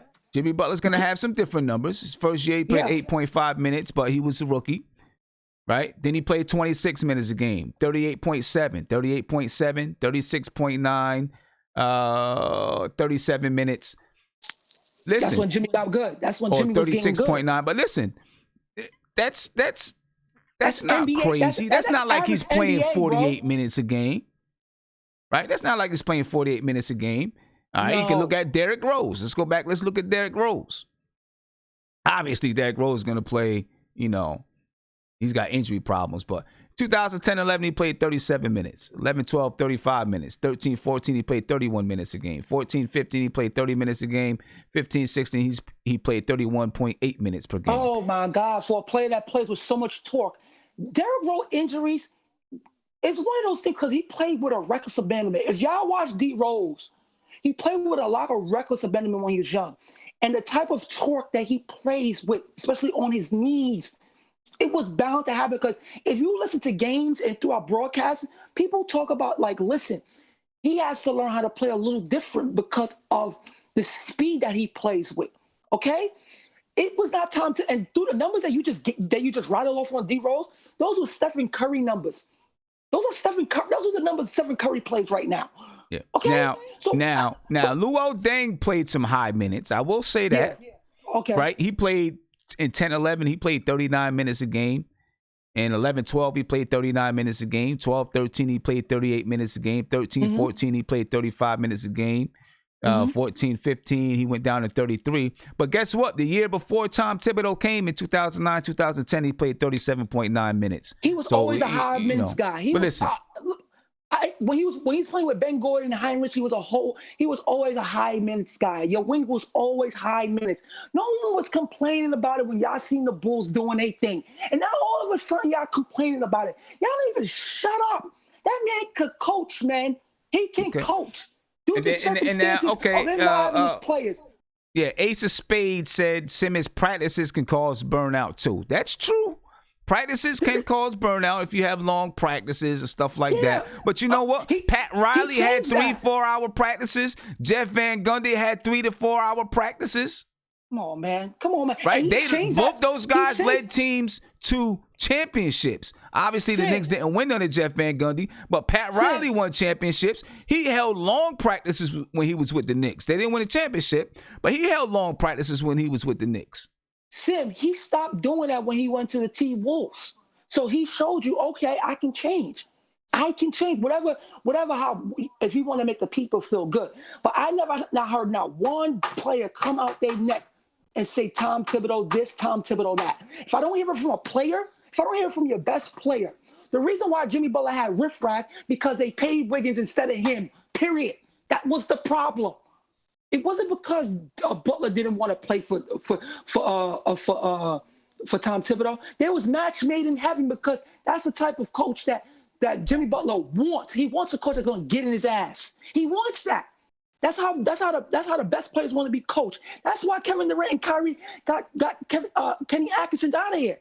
Because there's certain things that these star players want from their coach where they want to be We're going to talk about that with Kenny Atkinson. I kind of disagree. I feel like it wasn't Kenny even Atkinson, Kevin Durant. I feel like it was Kyrie who did not want to go along with Kenny Atkinson's program. Listen, and Kevin Durant too. We'll talk about that. We'll talk about that when we get to Kenny Atkinson. But I don't believe that he did not have control over those guys. I believe it was more like Kenny Atkinson we don't want this guy. He don't want that. He don't want that. And Kevin Durant also plays in this because they do what Kevin Durant said. They took Kyrie because they took Kevin Durant, period. Kevin Durant went because Kyrie went. That's me. Kevin Durant followed Kyrie. No. But Sam, I always told you, Kevin Durant was always going to go where Kyrie was going to go. And exactly. I said that a year and a half prior to him leaving Golden State. He was not going to leave another point guard, another all NBA point guard to go play with an average point guard. I mean, but what I'm saying is, let's put it like this. If Kyrie was not there, I do not believe that Kevin Durant would have a problem with Atkinson. No, Kevin Durant would have never went to Brooklyn. If Kyrie, it is Kyrie. Kevin Durant would have never left Golden State to go to Brooklyn. That's not the point that I'm making. That's not the point that I'm making. I'm talking about with Kenny Atkinson having an issue. It's not, to me, it's not Kyrie and Kevin Durant. It's Kyrie Irving. Bro. If for whatever reason Kyrie was never there, Kevin Durant would not have a problem with Kenny Atkinson. Bro, hold on. Before I go, I don't know if y'all listened to what Draymond said on the Steven Jackson podcast.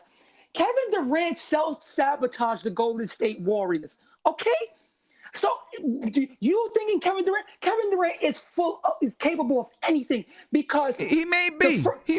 He may be, but I believe he is a follower. He's a follower. Kevin Durant's a follower, bro. He's a follower. That's what I'm saying. He is following. I believe he is following in Kyrie Irving's footsteps right now. He's also a follower, but he wants that praise. And the reason why he left Golden State, because the year they won it, he didn't get the best player in the world. And Draymond talked about it. Draymond went in full detail. After 2017, things changed with Kevin Durant. Kevin Durant started saying, why is Steph shooting this? Why Klay doing that?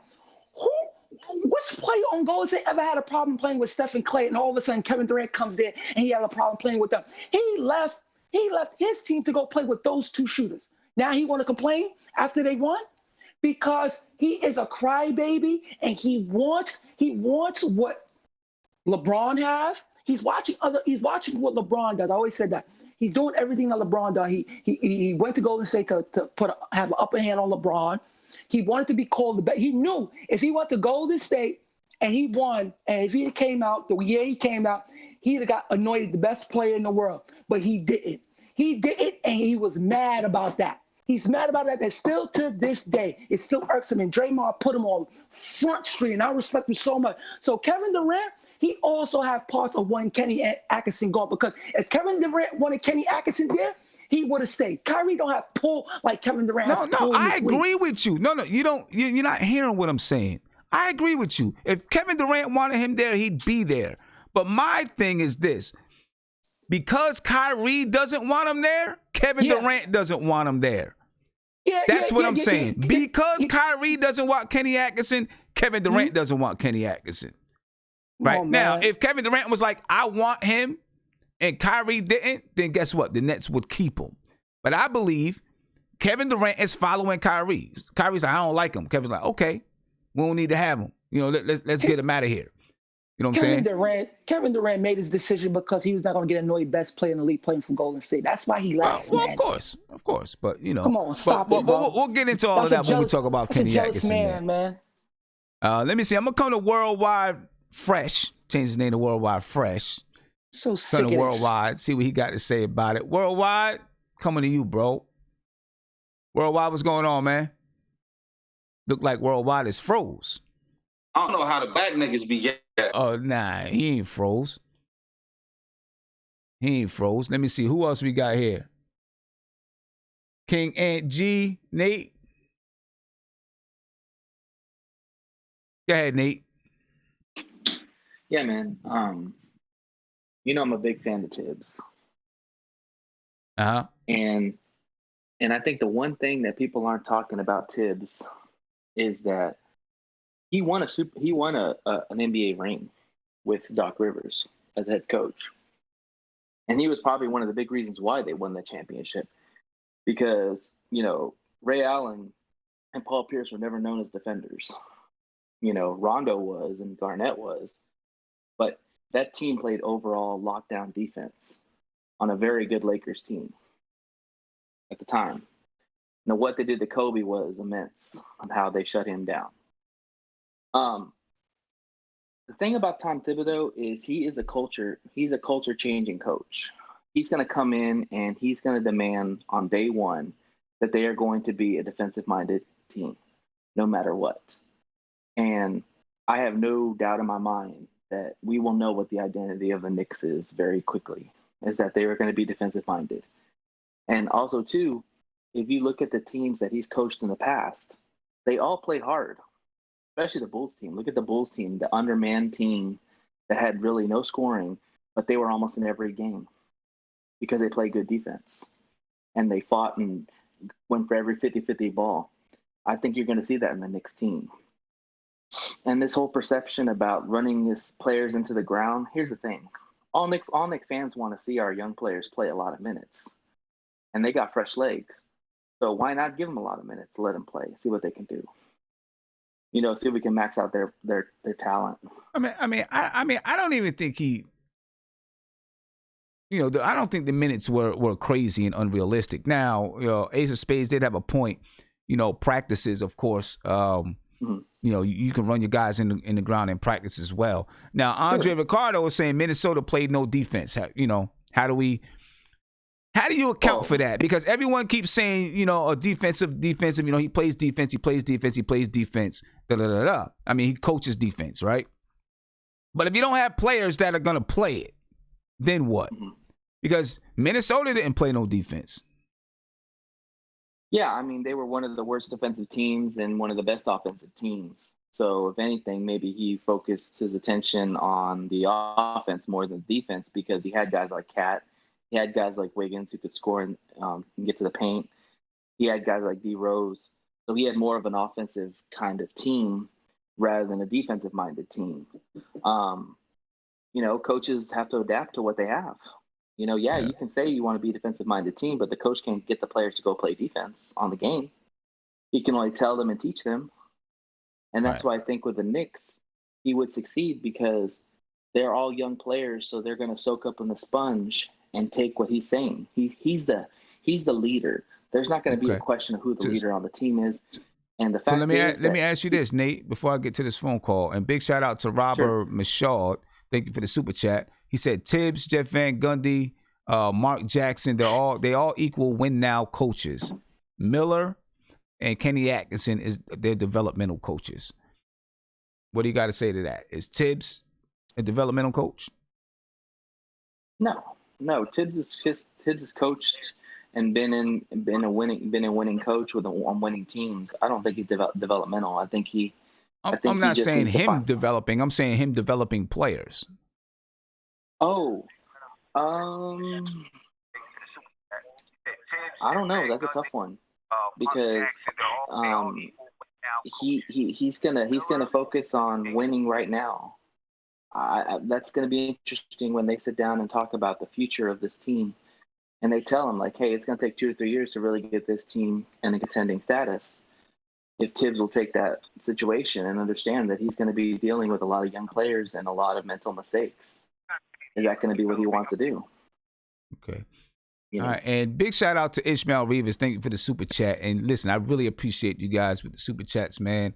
You know, I do this so that we can, you know, talk about the Knicks. So, you know, when you guys hit me with a super chat, I really do appreciate it, especially during these times when I know there's people out there struggling and, you know, with money and being laid off and those type of things. So I just want to let you know, man, the love is there. I appreciate it. Ishmael said, great show. Thank you. Said, let's be realistic. We all know that the Knicks coach for next season will be Miller or Tibbs. Maybe both. Right?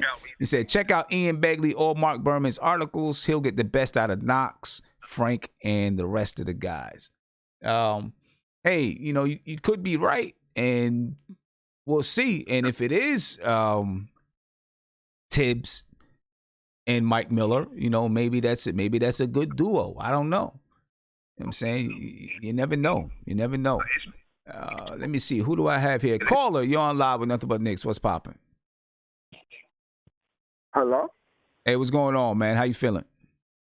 Hello. Yeah, I'm new to the show. I just subscribed to you yesterday. I appreciate it, man. I hope you're enjoying it so far. Yes, I do. I want to talk about the coaching situation and and I have like a little plan to make the Knicks, become a better team. All right.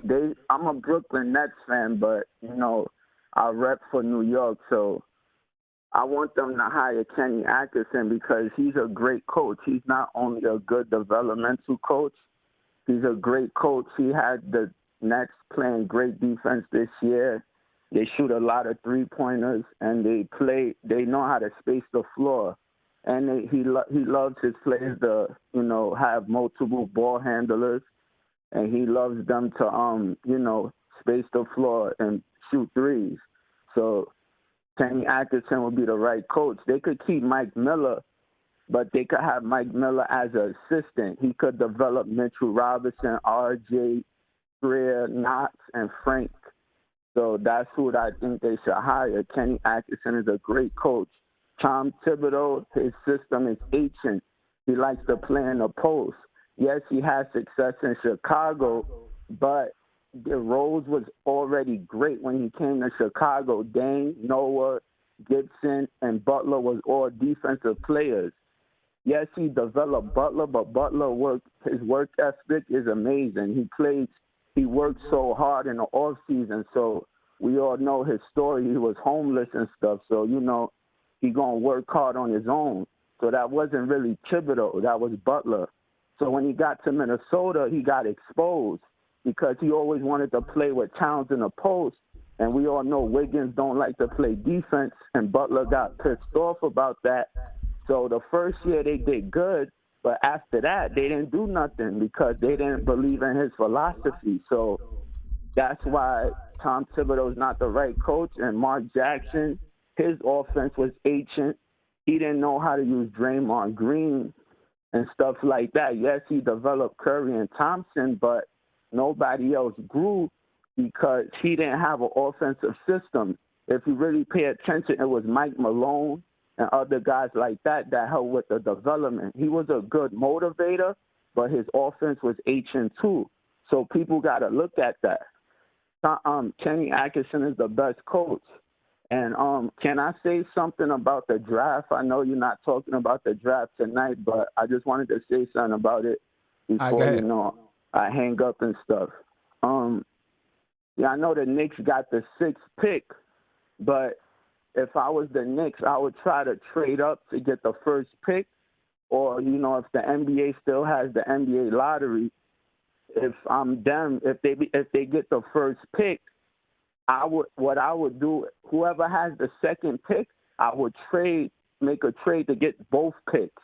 So I'll try to get LaMelo Ball and Anthony Edwards in the same draft because, in my opinion, RJ is a 3 anyway. RJ is a small forward if you watch Knicks games. He's a slasher. He's a ball handler. He passes the ball. He's a 3. So if you could get LaMelo and Anthony Edwards, you have LaMelo, you have Edwards, you have Mitch, you have RJ, you still got Knox and Frank. So, with all this coronavirus going on, you could probably take advantage and get both of those picks instead of worrying about getting Chris Paul and all these old heads in other teams. You have your own core and you build them up in the draft. That's a great core. If they could do that, how are you trading up? Miller. But how are you trading up to get both of those guys? I can see you trading the 6th pick in a player or whatever so you can get the 1st pick. But how are you trading so that you got two picks in the top 3? How are you getting there? So this is what I'm saying. So if like Detroit gets the second pick and the Knicks get the 1st pick, you could easily trade Dennis Smith Jr., Randall, and Portis to the Detroit. You would probably have to take a Blake Griffin back, but you're not worrying about Blake Griffin. You have to take a bad contract to get the 2nd pick. Because if you know the history of the Knicks, they always want to trade their young players. They never trade to get a top pick in the draft to draft a young player. So if you could trade to do something like that, you could get the 2nd pick, and you will have the 1st pick if the Knicks win the lottery and get the 1st pick. See, the Knicks fans don't think like that. They want Chris Paul and all these old players. Yes, Blake Griffin is old and he's injury prone, but he has a 1-and-1 deal. He has one more. Next year he has one deal, and then the other year he has a player option. So you could do that. It's only 2 years, and the Knicks got money to spend. So instead of wasting money in free agent, you could give that money to Blake Griffin, but you still have your young players. And you're not trading Frank. You're not trading Knox. You're not trading no real core pieces. You traded Dennis Smith Jr., Randall, and Portis, guys that don't fit the team. Stuff like that. Or Charlotte get the second pick. You could trade Randall and Dennis Smith Jr. for Nicholas Batum in the second pick. If you have to trade that 2021 Dallas pick, you do it. As long as you don't trade that 2021 Knicks pick, you're good. You don't worry about that. You're not going to trade that pick. But everything else is on the table except for that pick, RJ, Mitch, Frank, and Knox. Those are your 4 core pieces. You don't trade them at all unless it's a young superstar player, but you're not going to do it anyway. But if you could trade those Randall, Smith, Ellerton, Portis, those guys that don't fit, you could get both of those picks in the draft. That doesn't make sense. If I could get Anthony Edwards and LaMelo in the same draft, I'm good. I feel you about shooting guard, my small forward, and my center. I feel you about trying to get those guys and trying to get up in the draft. It's just going to be hard to make some moves to get up there. But hey, I appreciate you, man. Make sure that you keep checking in. The next time we do coaching candidates, we're going to be talking about Kenny Atkinson. So I'm definitely going to want to hear your perspective. All right. All right. Thank you. All right. Bye. Appreciate you, bro. All right. Peace. All right, ladies and gentlemen.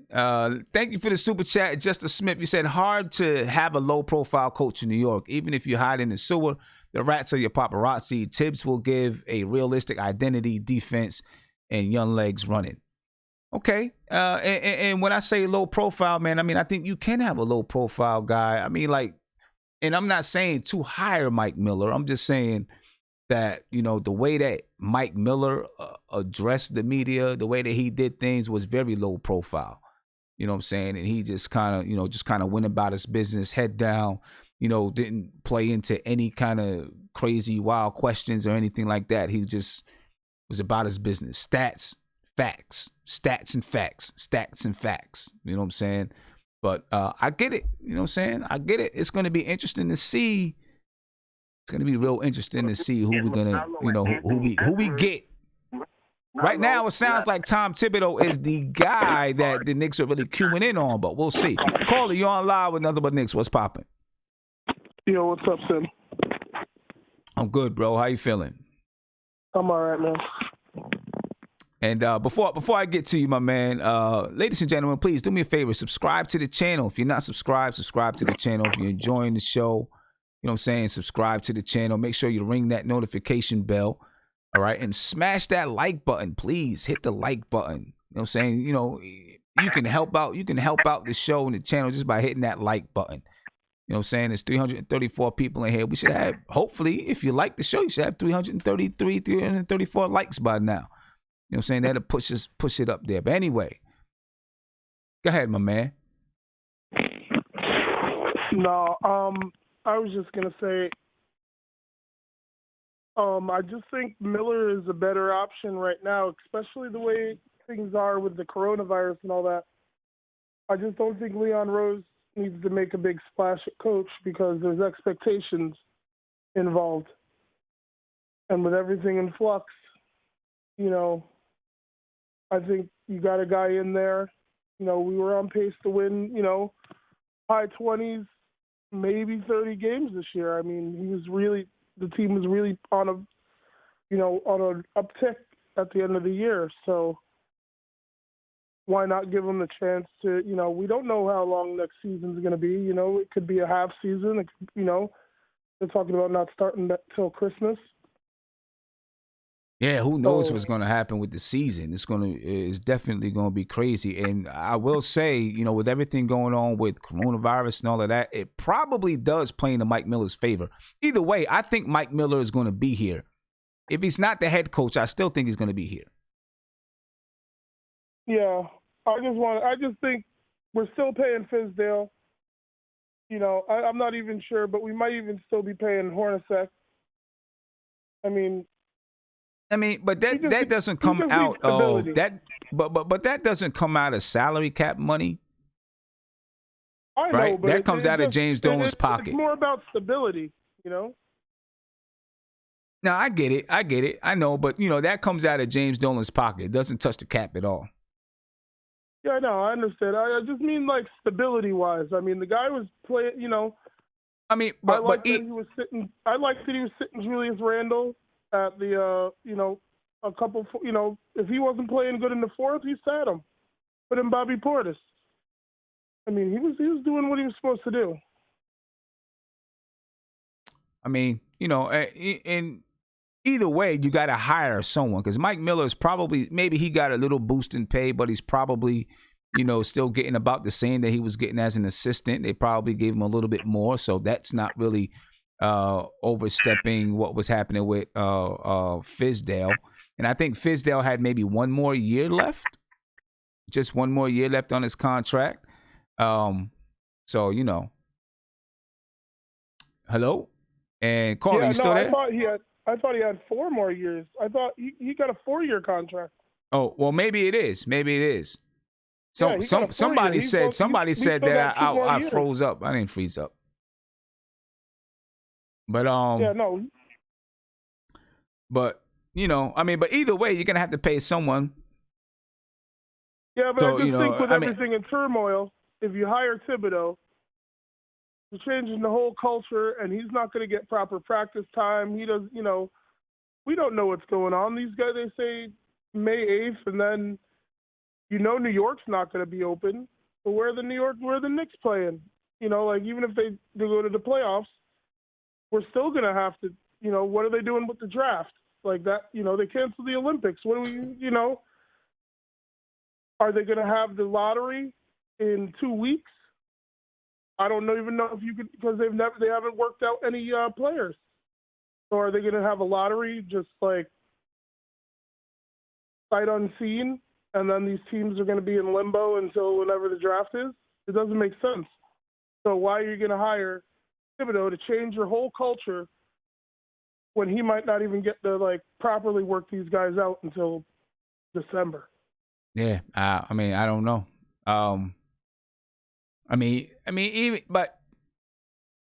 I understand what you're saying, but even still, there'd be some kind of if you hire Thibideau or whoever, you can start putting some things in place. You can start hiring your, you hire your assistant coaches. You start to put in, certain types of things and structure. You reach out to the players. You say, here's the things that I'd like you to be looking at until we get into camp and stuff like that. But, anyway, caller, I appreciate you, man. Let me get to Angie.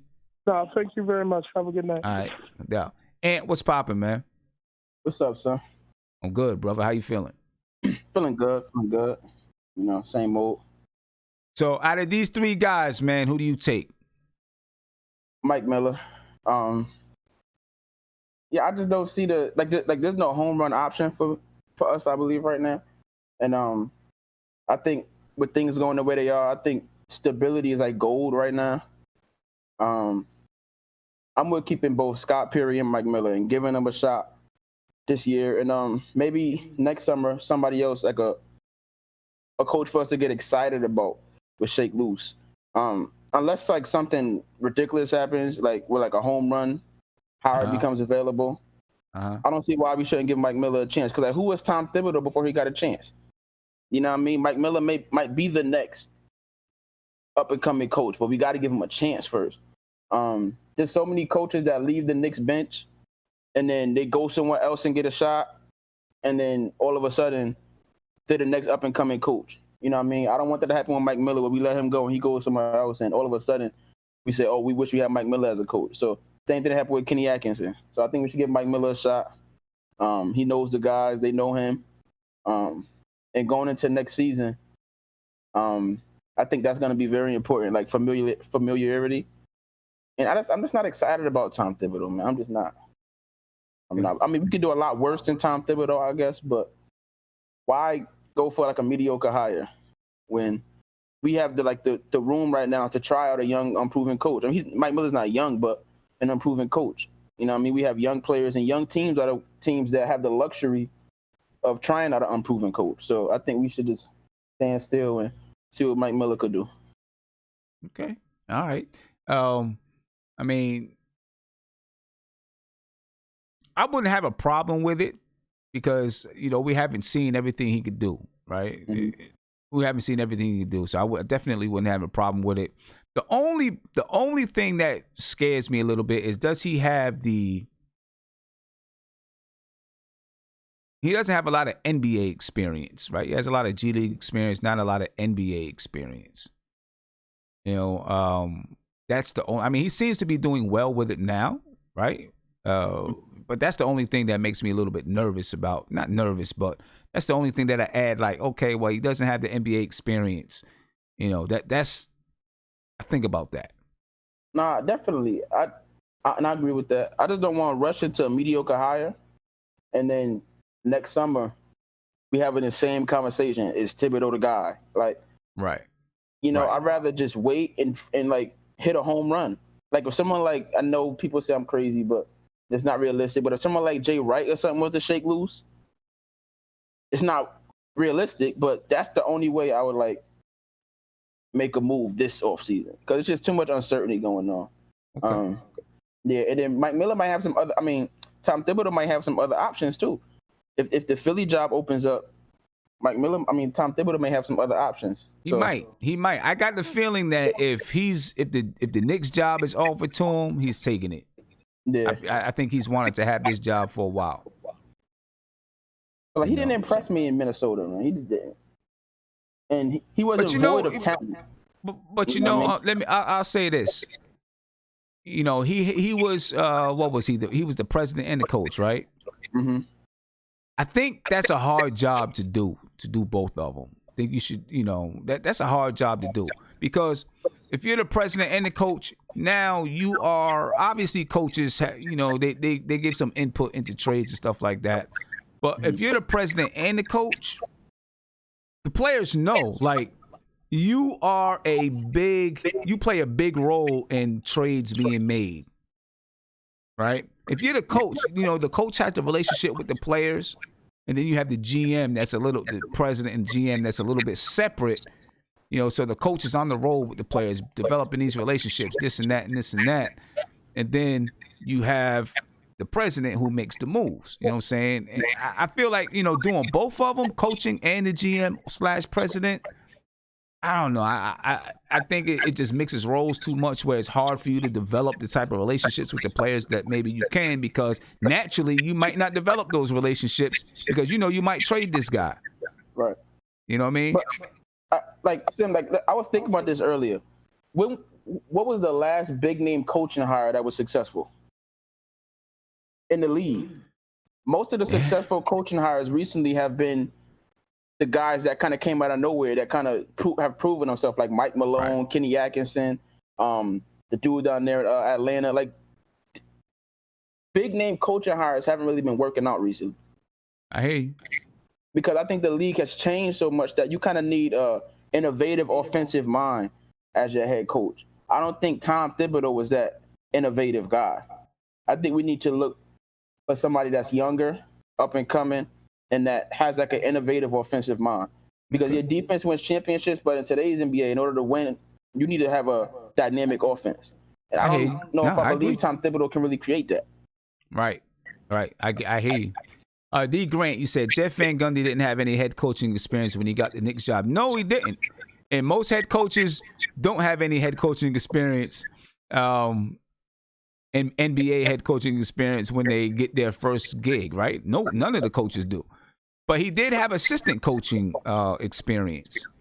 He was an assistant coach for a few years before he became a head coach. So, when you're the assistant coach, you kind of learn the ins and outs and everything that a head coach has to do, beyond just coaching the players and stuff like that. That's all. I'm not saying that he can't do it.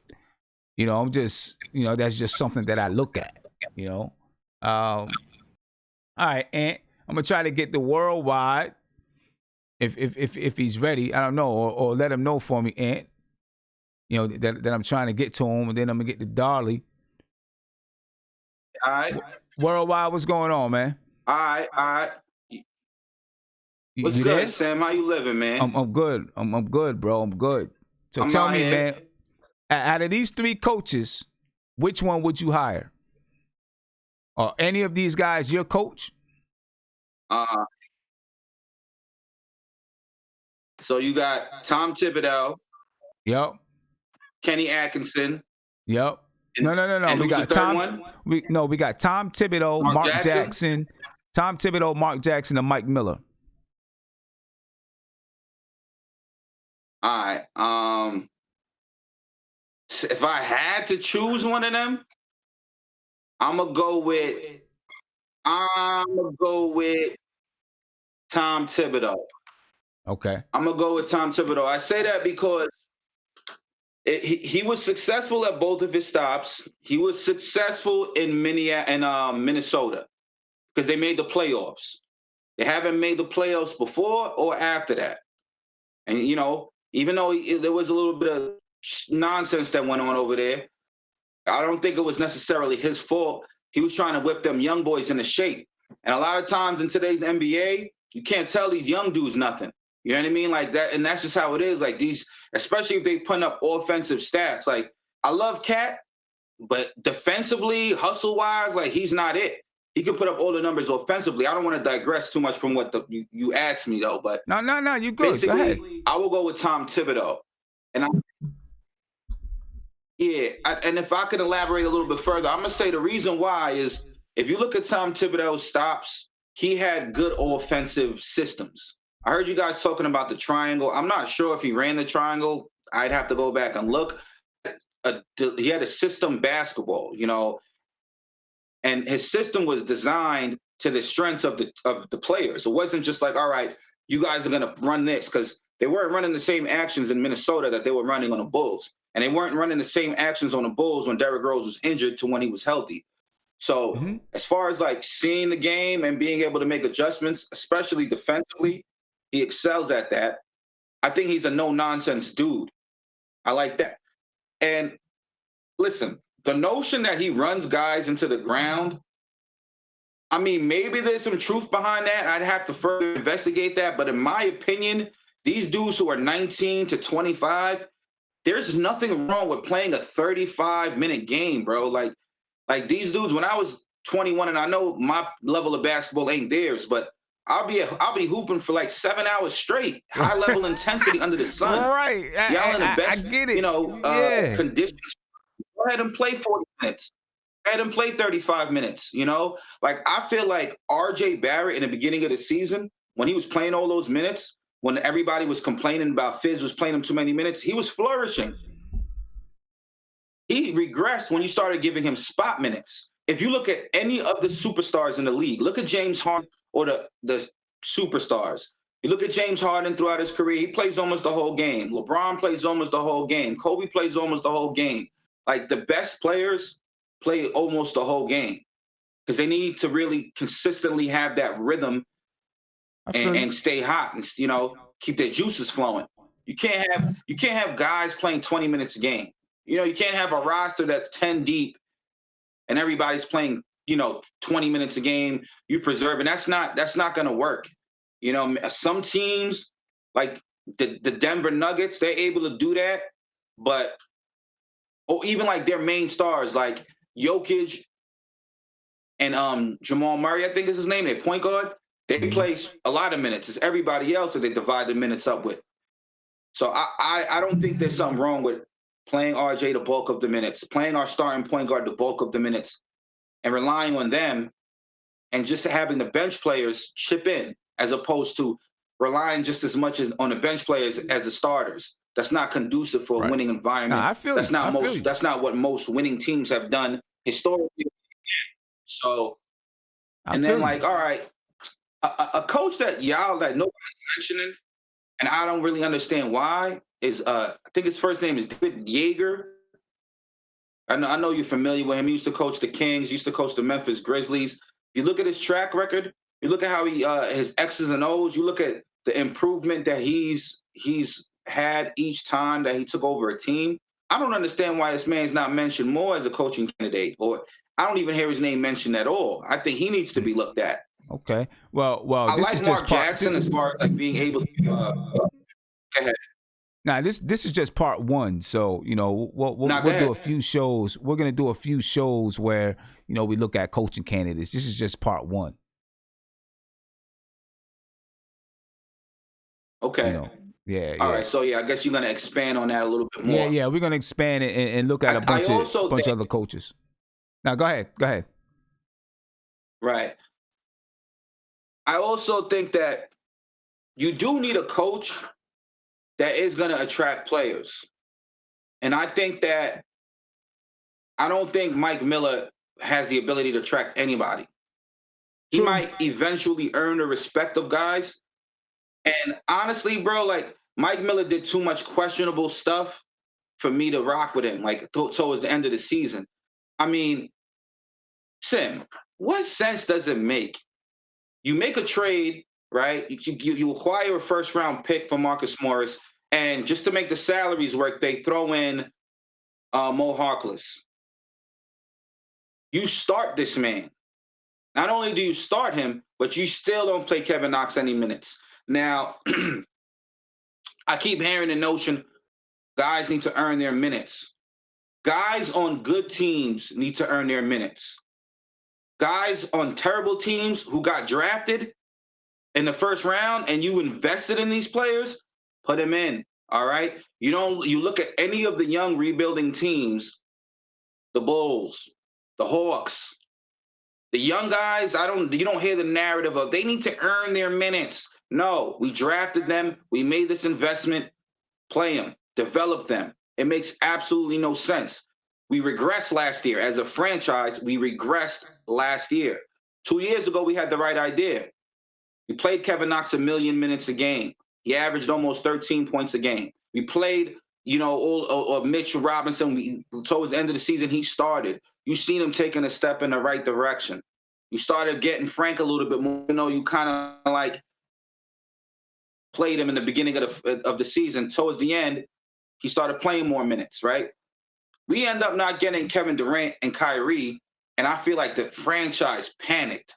Whether it was Steve Mills or Dolan, somebody panicked, and they were like, yo, we just got to patch together something so we can get 35 to 40 wins and sneak into the playoffs so we can be looked at as them dudes. But what sense does that make if the guys who are winning or contributing to those wins are not going to be here in the future? Well, but see, I feel like, I feel like you can say that they panicked if they traded away or got rid of young players to bring in those guys, but they didn't do that. They signed some players on short-term contracts. You got to sign somebody. They signed some players on short-term contract to try to, to hope that they were going to be able. But I think they were hoping that they were going to be able to. To be competitive, and that it was going to help the young guys along. Now, see, I can see, if you say, well, they panicked, but they can get out of these contracts easy. As a matter of fact, the only contract they can't get out of right this season is Julius Randle. They can get out of Julius Randle's next season, right? They can choose to waive Julius Randle at the end of next season if they want to. The only contract they can't get out of this season is Julius Randle's. They can get out of everybody else's contract. You know what I'm saying? Now, right. Now, as for Mike Miller, the only thing I say is for Mike Miller, and I don't know if you froze up in that world, but I felt like you froze up for a minute. Mike Miller, for what it's worth, ladies and gentlemen, coming down the stretch of the season, I'm going to read you this little clip from a New York Post article on reasons why it's possible that Mike Miller could be kept around. Right, it says Miller's low-maintenance, low-key demeanor with the media is a bonus to owner James Dolan. The Knicks went 8-9 in their final 17 games. Most of them played without Marcus Morris. Right, said the numbers speak well for Miller. The Knicks, who did not have enough gifted perimeter shooters, went from 30th in field goal percentage under Thibideau to 19th under Miller. The interim head coach played to their strength as an interior club. The points in the paint per 100 possessions went from 28th under Fizdale to number 2 under Miller. Right? It says, while Kevin Knox regressed under Miller with reduced playing time, Mitchell Robinson and Frank Ntilikina advanced. Knox had to earn his time on the court, and maybe that helps him in the long run. I mean, those are some things, I feel like, and listen, the Miller's winning percentage with the Knicks is .386. All right, in his 44 games. Stretched out across the season, that percentage would currently put the Knicks in 9th place, ahead of Washington in the Eastern Conference. They'd be 4 games behind the 8th seed. So, it's just hard. It's hard to say. It's going to be a tough decision, ladies and gentlemen. I'm going to come to Darley real quick. Darley, I hope you're ready. And then I'm going to get up out of here. Darley? How you doing, Sam? I'm good, bro. I'm good. So right off the bat, I'm going to just say Miller's my guy. That's okay. The guy for me. I really just want to make a point that, I see in the chat everyone arguing, Mark Jackson, Tibbs, whatever. I look at us as the Knicks as like ungrateful children. We get something that's not perfect, because I don't think you'll find a perfect coach. But that's what we're always looking for. We want somebody that's perfect, and it's like you're never going to find that. But you find somebody who's stable, who's teaching good values, who's not perfect, but he's teaching good values, and nobody seems to appreciate that. It's like everyone wants this big name, Mark Jackson, whatever. Like, Mark Jackson is a Knicks legend, right? We love Mark Jackson, but we can't sit here and say what he did in Golden State is going to happen to us. We can't go on a dream. We should focus on the now and some stability. We're gonna talk about firing another coach who did a pretty good job that he didn't even ask for. It's not like he said, hey, he applied for the job. They gave him the job. They handed it to him, and he did the best with what he had. And it's like all of us are looking at it like we're we need more. We need more. We're looking for more. And it's like, hey, like what we need is some stability. And he's not out here talking to the media. He's not like Fizdale where he's in the media giving all these false promises. He's talking about what's on the paper, what he sees, the results. And it's like, no, that's not good enough. And it's like, yo, can we just get something stable? That's and Mike Miller seems to do that. It's like, what more proof do you need than the fact that like none of the players really regress? Some of the players didn't play as much, but players didn't really regress with them. If anything, they showed a lot of improvement. And it's like this. It's like a kid that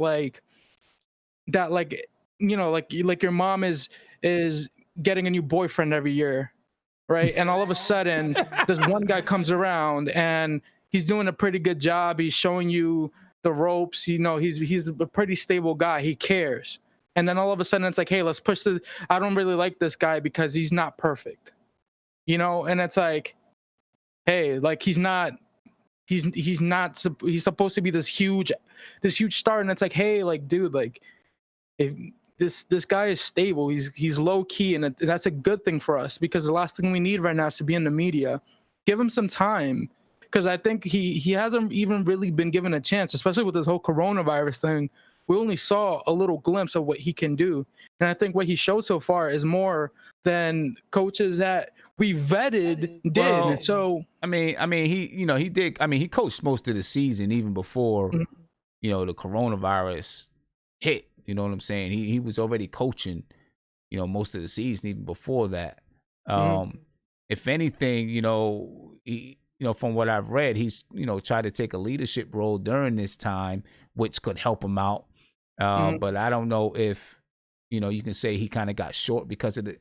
I mean, he did get cut short, but, he coached 44 games. That's, he did get to coach 44 games. So. I just feel like as Knicks fans as a whole, we're always looking at the next big thing. We're never focused on we don't focus so much on stability. We always focus on what we can do to like get this next big star and like whatnot. And it's like, hey, like like Thibodeau, he's not a bad coach. I don't think Mark Jackson is a bad coach. It's not. I don't think it has anything to do with that thing, with any of those points. It's more about being able to find some stability. And if like this guy is here, he hasn't done a bad job, in my opinion, then why let him go? I like Kenny Atkinson. I guess the question is, he's here. He hasn't done a bad job, but is he the guy to turn it around, or is it going to be status quo? So here's how I look at it, Tim. Right, he came from the G League. If I'm not wrong, right? He came from coaching in the G League before going and coaching the Knicks, correct? Like in the NBA. So to me, in my mind, he kind of seems like a developmental kind of guy. And if we're not really focusing on trying to get a championship right now, I think as it stands, the least we can do is give this guy a chance to see what he can do as a developmental coach for the kids. Because I just don't see any reason to go out and get another big name right now when that's not our main priority. I think our main priority should be having some stability and developing the talent that we have right now. I mean, but I think having a coach is part of that stability, though. Like, you got to have a coach to set. You got to have a coach. You got to have a coach that is going to be able to set that culture and that structure. That's an important part. But hey, Darley, I appreciate the call, man. I'm about to head up out of here. Mm-hmm. All right. Yeah. It's 1:04, and I got some meetings in the morning, so I got to rock off, man. I appreciate you though. Yeah. Hit that like button, y'all. Definitely, ladies and gentlemen, smash that like button for me. Subscribe to the channel if you're not subscribed to the channel. Really good conversation, ladies and gentlemen. And tomorrow night we'll be going over some more draft prospects. So make sure that you join me tomorrow night. You'll get the notification. As long as you ring that bell, you'll get the notification when we're going over the draft prospects. And I'm pretty sure when we talk about these coaching candidates again, ladies and gentlemen, it's going to be just as electric. So make sure that you're ready and make sure you're joining us. I appreciate you guys for being here, folks.